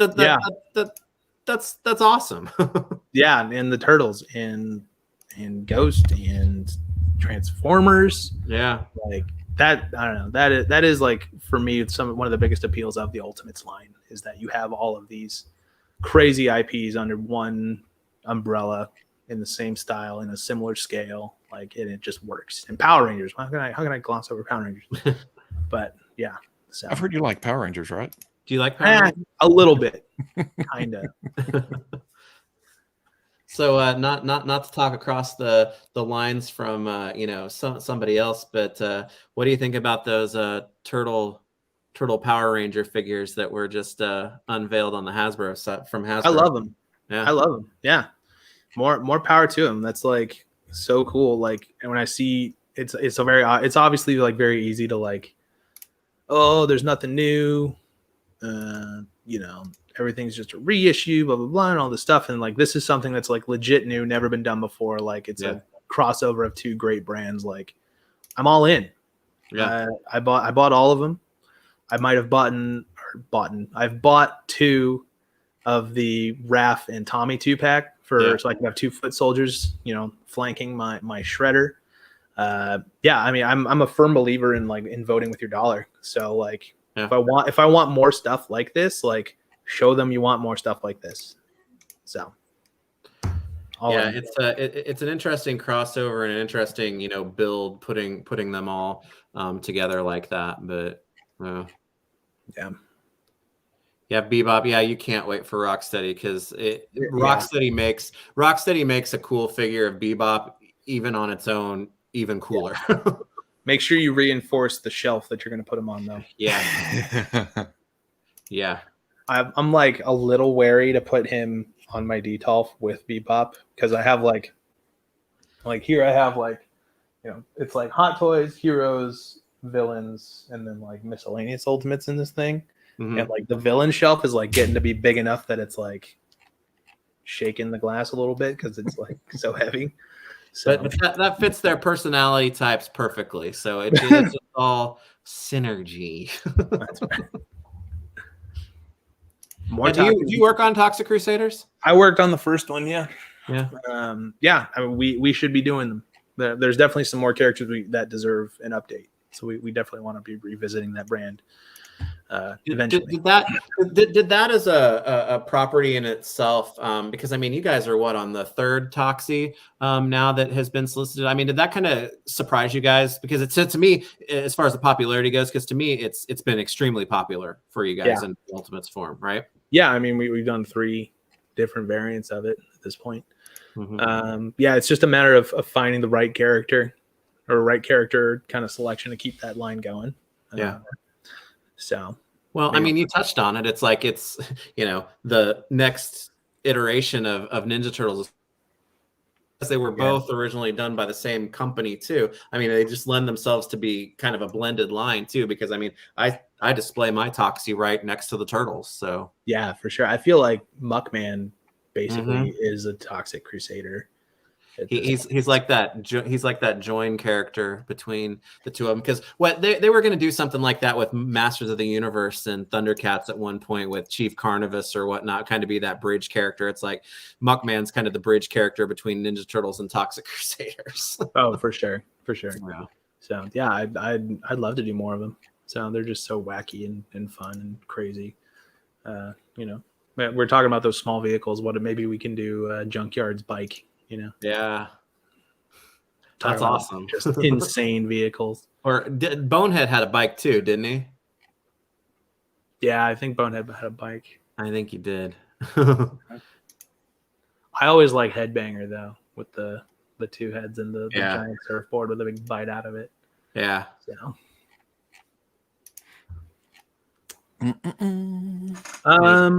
Right now, I think our license is just for Mighty Morphin. But we'll see. I think there's some cool seasons that deserve, good figures like Mystic Force or something, Because I mean, that's the property that you could like go a billion deep, right? Yeah, exactly. Absolutely. Something that I think would be very Super 7 too would be like Sentai counterparts as well. So, maybe we can think about that too.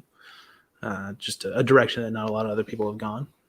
Yeah, because obviously like Hasbro has most of those other characters like covered. Yeah, like the only team, I think the only team that they have completed at this point are the Psycho Rangers. So while it would be cool to do Psycho Rangers, like you can already get a whole team from Hasbro, right? Well, and you say a very Super 7 thing to do with it too. It's like, I mean, you guys have got the Transformers Series 2 out and for solicitation right now. And yes, Grimlock with the apron and everything. That's awesome. It's like you think you see it with the surfboard and the basketball with Optimus Prime, but then Grimlock comes along, and that's hilarious. Yeah, it's again, that's soft goods, right? Yes, that is going to be soft goods. That is also done by CJ. It for us, it's always about finding like those deep cut things that most people don't remember, but then somebody's like, oh my god, they put the apron on him. Yeah. So that's like I was explaining to you guys in our stream, with like, this is Mr. Tickle Sneezer. He's like a doll that Trini has, and you're like, what is that? But then some dude is like, holy crap, they put Tickle Sneezer in wave 1. So that's a name I will never forget now. Well, that's better. The name is easy to not forget. Like you can live with yourself if you remember Tickle Sneezer, but you can't live with yourself if you every time you close your eyes, you see the putty clown running at you. Yes, you put that in my head too, sir. You're welcome. This is your reminder. So have fun tonight, guys. Yeah. Well, we're talking about all this stuff, but I really can't wait for people to get more people, I guess, to get Series 3 in hand, because as we said, that puts us over halfway there with getting, the turtles themselves, but then, Rocksteady and having him and Bebop together, April, who is, just as essential, and then Metalhead, who, is another turtle, but just given an opportunity to be everything that like that vintage figure like really needed to be for the details and whatnot, right? For sure. And I probably some people are probably feeling the same way, but like it feels good to get a new wave of turtles. Yeah, it's been a long time since, like, at least from us, from Super 7. Obviously there's all kinds of turtle product that's out there right now, and they're all great. But yeah, like from us, I think it's been maybe almost a year, if not a little less than that. I don't remember exactly, but I think long enough that it's like whoa, long enough that it's like, okay, this feels like significant, So that was very exciting for me too. Obviously, like I have like this thing in my head of like, I see these toys all the time, like, or every day, like I get them. Like my girlfriend was even telling me, like, she, like, because she sees the stuff here like in my office, and like then like she'll see it on Instagram like 6 months later, be like, oh, that didn't come out yet. That's been here for months. Oh, okay. You're living in the future. Yeah, definitely in the future. So. Well, and that's an interesting thing to come on like something like this, right, and talk about Series 3 now, is because I mean, for all intents and purposes, I mean, not that you don't love Series 3 or whatever, but I mean, you put that kind of behind you as far as like what you do day to day professionally. How does coming back to it now kind of like, have you changed? Like, has anything changed as far as your thoughts, or it's almost like doing a retrospective a year later, and that, I mean, that gives you an opportunity to think about things differently, right? Yeah, definitely. And it's not a full year, but it's definitely like several months later. I think at least for me, like usually, like when I look upon my works in despair or whatever, Ozymandias. No, when I usually look upon my works and I despair, because I usually hate it, and I'm like, oh, that looks horrible. Like, why did we do that? Like, I wish we could do that. I could do that again or whatever. But like, that is not the case here. Like, and that's just my artist brain of like everything I draw. It's like I go back to it like 2 weeks later. It's like, ugh, gross, But like these these are better than I remember, if that makes any sense. Like, obviously, like they get to a point where like we all approve them internally. We're all proud of how they look and stuff.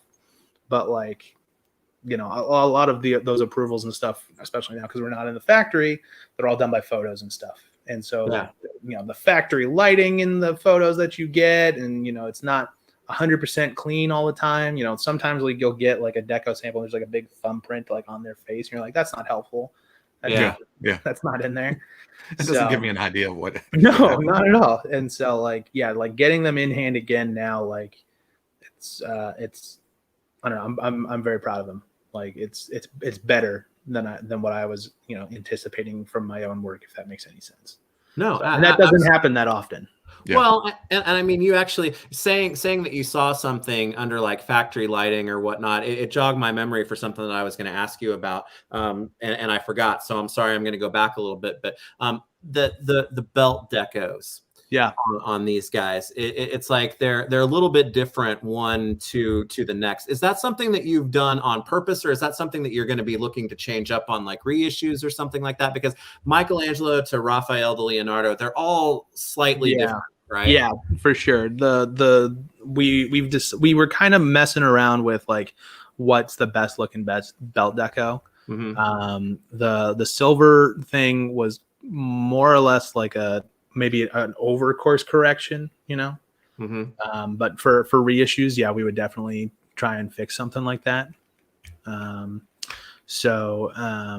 I think going forward though, you're going to see the belt on Michelangelo is the kind of the standard. Yeah. Because there's a little bit of difference there. It's like it's a shinier paint or something, right? So it's like it's a black versus a metallic black on top. So and that's more like vintage figure true as well. There, right? Yeah, for sure.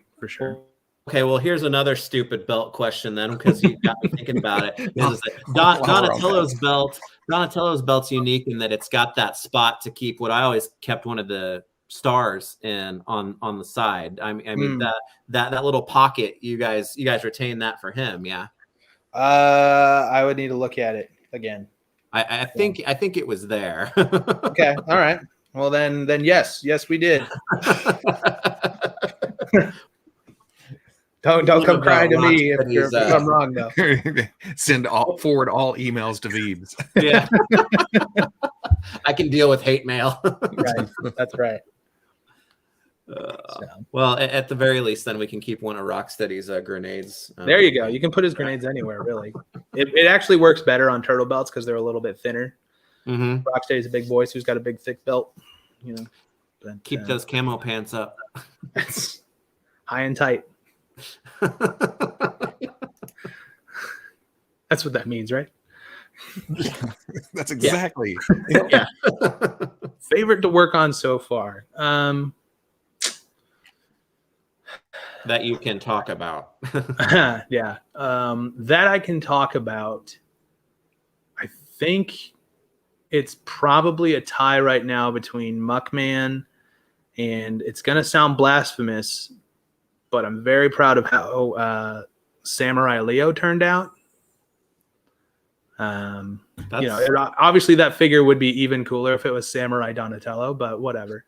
No, neither here nor there. No, because the new like coloration and the mask and everything that you went to on that figure. I mean, I've always had that figure. I mean, the vintage one, I've got it right here, and it's like it was fine. But it hasn't ever caught my eye like this one. Yeah, the mask really like elevates it for sure. Mm-hmm. So that one turned out to be like, oh, okay, like this one's really, really cool. I'll be honest with you, it makes me want all of them in get up like that, taking ninjas and turning them into samurais. Yeah, I mean, maybe. You never know. So was there a samurai wave back in the day? I think there was a set like from the third movie, kind of. Yeah, that were definitely not as good as just that singular Samurai Leo. Mm-hmm. Just like there were the movie Turtles, like with Samurai. Yeah.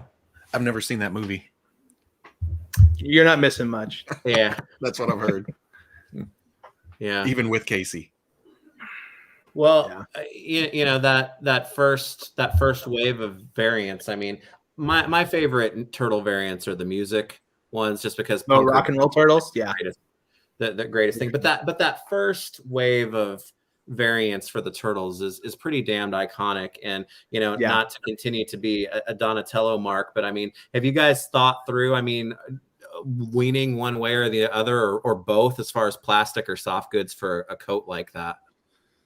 I would lean soft goods just because our processes are getting so much better for that stuff. But I think if we did do something like that, we would probably lean towards what we did with Shredder and Splinter, and just really give you options for both. Yeah. If it works out cost wise, and we can make it look good both ways, then sure. But we would just need to talk about that and see like what works best for that product, just like anything else. So even though we won't say it's blasphemous because it's Leonardo, is having worked on the Sewer Samurai one, does that kind of push that over the top as far as like your favorite turtle variant from that first series, or do you hold out for the I really like Sewer Surfer Mikey though, because it's like it's just such colorful.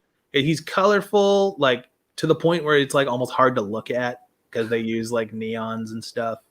That yellow belt and that and it's just like the like just the surfing, like think about it, it's like of course Mikey would be like a surf bro. Like, it's like such a perfect like character variant for that guy, for Michelangelo, that it's like it just works, for me, because like I don't know, I also feel like Samurai Leo is like, okay, this is like distinctly a variant. Like this version of Leo wouldn't exist inside of like, I unless he's like cosplaying or whatever at Comic-Con or whatever, right?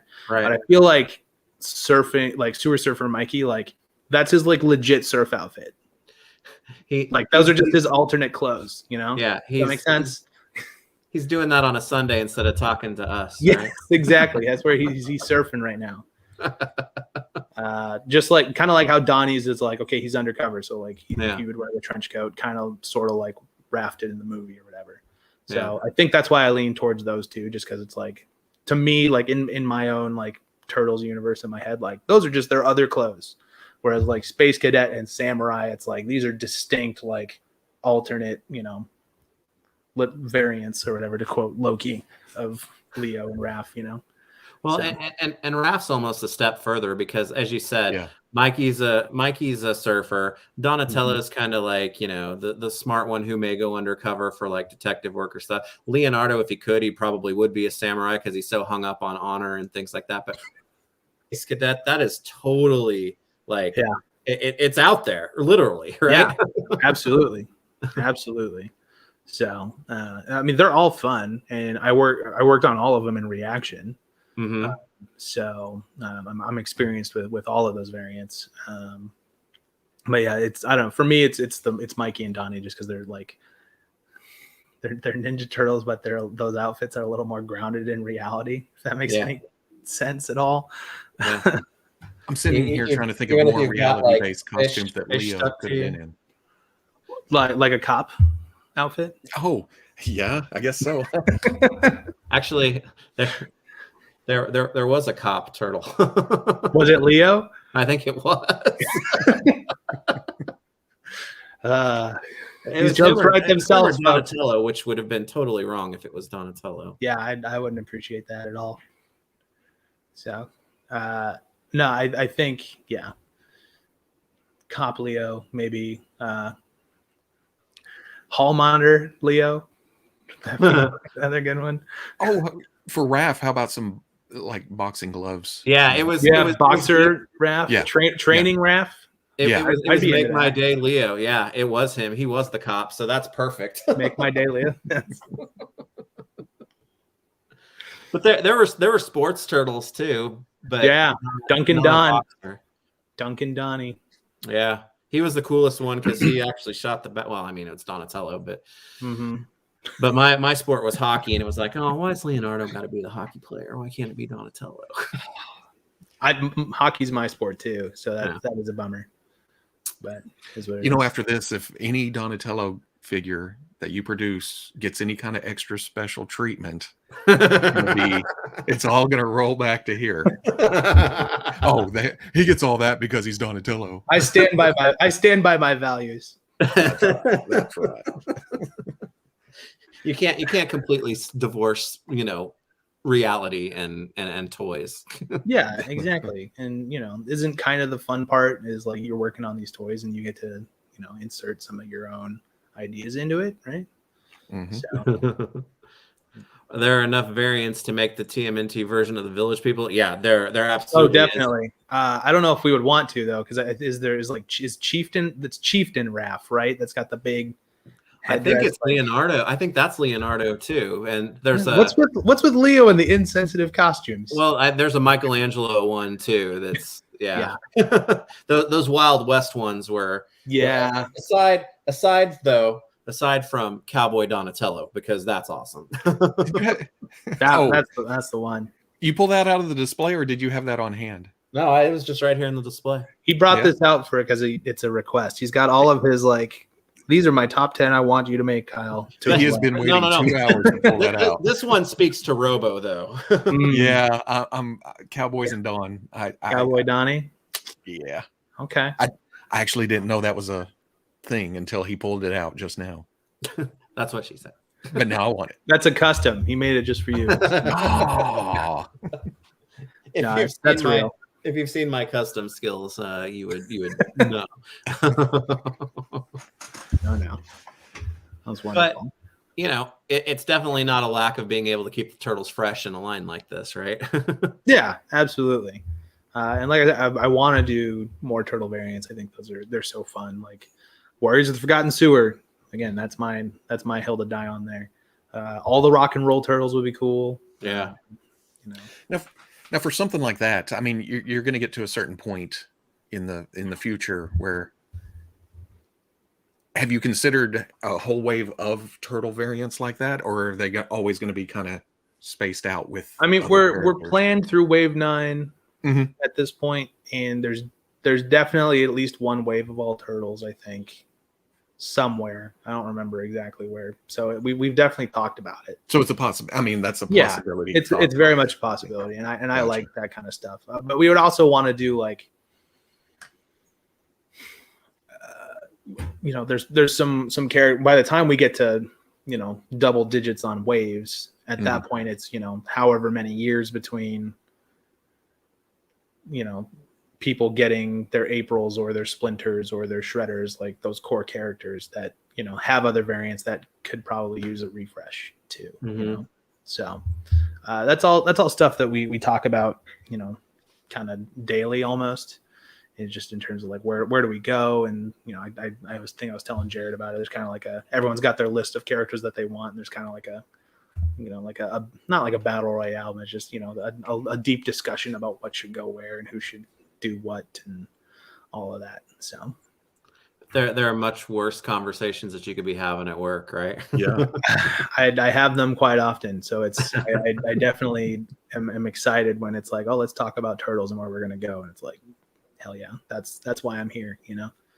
Well, and I mean, it's one of those things that's like, you've got to think about it from a professional slant though too, is because I mean, having all of your favorites together, that doesn't necessarily out the best for any given series or even like subsequent series, right? I mean, you got to balance those things. Exactly. It's not, quote Joe Dirt, it's not about what you want, it's about the consumer. So Vintage style unreleased TMNT. Oh, like a 5.5? That could be cool. You never know. We've definitely dabbled into, unreleased versions of vintage style figures before, if you're familiar with any of our work on He-Man. Yeah. Never say never, right? Yeah. Yeah, that would be cool, actually, because I know there are a lot of people who are into that style, but again, just kind of giving things the ability to do what they always wish that they could do, but still keeping the same basic form, right? Because these are the ones that they grew up with you to fit in your hand, right? But some people like the scale too. For sure, and I definitely think there's a market for that. I mean, look at Motu Origins, like that's a great toy line. It's a great refresh of that brand. Like it's that exact same form factor, but you can do even more with it. So. We don't get that Origins line around here. Myself says otherwise, my friend. No. I've actually looked at some of the more recent ones because Veebs said he wasn't. He did. I said I wasn't, and I've looked at and I've ran across a few, and it's like, oh well, that's kind of interesting. Nope. Yeah. No, I mean, for me, like, obviously, I have like a lot of the classics stuff and some of our Filmation stuff. But like anytime there's like a new Motu line, I'll get He-Man, I'll get Skeletor, and I usually can limit myself to that because usually like those are kind of like the standard for that line. Like if you get those, like what kind of the rest of them can do. So that's why I like to grab those from every new Motu thing that I can. It's just a good kind of litmus test for what's going on with Motu. Test driving. That's how it started with Origins for me. I was like, I'm just gonna get Merman, but then it got out of control. Even though it's not at all my preferred scale. I mean, Classics is my line. I like the idea of you just hate buying these things. He does, and every time you bring it up, he's like, "Shut up, just shut up." I wasn't, but I did. The cashiers at Target, like, oh, Mr. Veebs, another. It's like, shut up, Steven. Don't even look me in the eye. Yes, but where they have meetings about them. You speak under the assumption that I'm ever able to find anything at Target. I feel you. I still haven't been able to find the Revelations He-Man or Skeletor myself yet. So I haven't seen any of that stuff in the store. I really haven't seen any Origins figures outside of He-Man and Skeletor. The only thing I found is that Battle Cat. So, which is crazy big. My Walmart has a Skeletor that's crushed. I don't know if it was done on purpose or what, and I guess whoever bought it left it behind because they bought the whole rack. Really? Yeah, because they were there one day and gone the next, or maybe a lot of different people bought it. Do you think that they like bought the whole rack and then took that one and stepped on it and then put it back on the peg to like send a message to everybody else? You know, like putting like a head on a spike. It's like, don't come around here. This is my turf. Well, Doyle rules. Yeah. Why? Because I spent many a year thinking there was no other collectors around here, and there's quite a few. Yeah. You got to have like a powwow. I feel like the power of Robo could like get them to cooperate, actually work together instead of instead of crushing shit. Instead of this like West Side Story turf war you got going right now. I'd actually rather kind of see that in the Target parking lot. Just yeah, but it's not recognition in Target. It's like at Chinese restaurants and stuff like that. Oh no, there's Target too. But do people see you at Target and be like, I thought for a long time, my area being small town and all that, I wouldn't. But I've actually run into people who are other collectors. Crazy. It's kind of cool. Yeah. But big man on canvas. I never. It's just a weird feeling. No, I feel you. So some of that stuff happens at Comic-Con. It's like, oh, I recognize you from your videos, and it's like, which ones? Did I say something wrong? Exactly. Oh, fun fact: the pegs are on Metalhead and Mikey are very similar. Nuh-uh. Yeah. Okay. Well, that's all well and good. But I mean, I like the attention to detail there, but it's like, why couldn't April and Rocksteady be the same way, man? That is a bummer. That is a missed opportunity. I feel like you left a little on the table with that one, man. But what that does mean is that, like, until the day where we decide to get wise and do the Michelangelo variant of Metalhead, you got to do this for now. Well, so, right. Yeah, and that's a very sought after vintage figure too. So it is, yeah. Because everybody has their favorites and everybody has their wants and whatnot, but still characters or variations like that, and there's a Chrome Dome or even later characters like Sandstorm and Scratch and all of those guys. It's like, let's say, they're no Scratch. Let's be real. Well, but I mean, with characters like that, I mean, you're going to be given, I think, if and when you get to them, you're giving people really the first opportunity to own some of that stuff, right? Probably, yeah. I mean, a friend of mine was texting me from Frank and Sons yesterday, though. There's one on display at Frank and Sons this weekend for $10,000, which a Scratch, on card in the box, like in the big it's carded. Yeah, exactly. Wow, graded and stuff. Yeah, exactly. So, we all got 10K laying around. Well, I'll take two. Yeah, just sell off all of those shelves you have in the back. Yeah. And then Just Scratch could be yours. Scratch that figure itch, right? It's funny because now you're going major pod. As much as I love Ninja Turtles, I've actually considered like Scratch before in the past, but if I were to do that, buy like a ridiculously expensive vintage figure, I'd go with the blank from the Dick Tracy line over Scratch, because I feel like I'll never get a chance to get that version of that character ever again anywhere else. And it's like, you guys are making turtle stuff now, so it's like, hopefully I'll get a shot at some of this other stuff, but that one is like, I don't think that's ever going to happen. I think Mezco probably wants to have a word with you, but yeah. Well, but I mean, like, the way that you are updating Turtles, the way that those would be updated, right? Yeah, more or less, I think. Because those Mezco comic ones are awesome. Yeah, they're very exciting, and they do soft goods really, really well. Yeah. Oh yeah, Army Builder G.I. Joe Ultimate's coming. Oh, I think this guy was on the Jared stream the other night. I think he said he has 7 of them, which is thank you for the support, man. That's going to be a crazy display.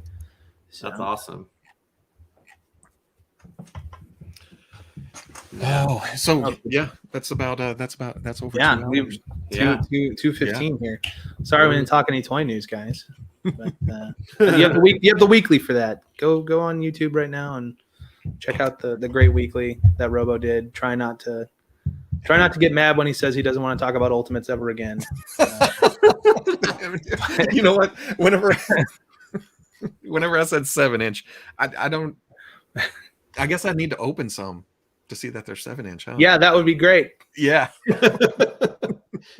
He's really a closet min on card collector. He just doesn't tell anybody. Oh man. I open all the extras. No, I don't. But yeah, I've changed my mind. And in fact, when I was editing that, I was like, this is just gonna go. No, this is not throwing some gasoline out there without anybody even asking for kind of like building your own coffin, right?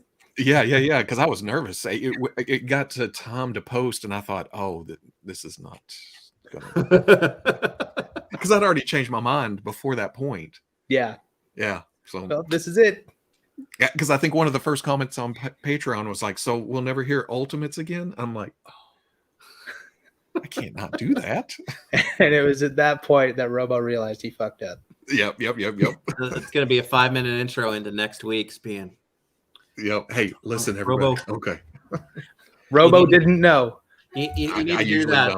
We need to do the old Incredible Hulk show, and Robo walking along and thinking his thoughts, and or the Spider-Man No More, except for it's your hat in the trash can. Quitting completely. No. Go to the next level and make it the beard. Just that. Oh, that would out of context. That'd be really gross looking out of a trash can. Yeah. Well, Kyle, but thank you very much for joining us, and hopefully we'll get to do it again when some new stuff gets around next. But it's really good, as you said, to be getting some new Ninja Turtles toys, and I think people are really gonna enjoy this series once it starts getting in more hands. Yeah, me too. We're very proud of it, and we're very excited to have people be responding to it so well. And very grateful for the opportunity to talk to you guys and directly to the people who are, supporting us. So thank you.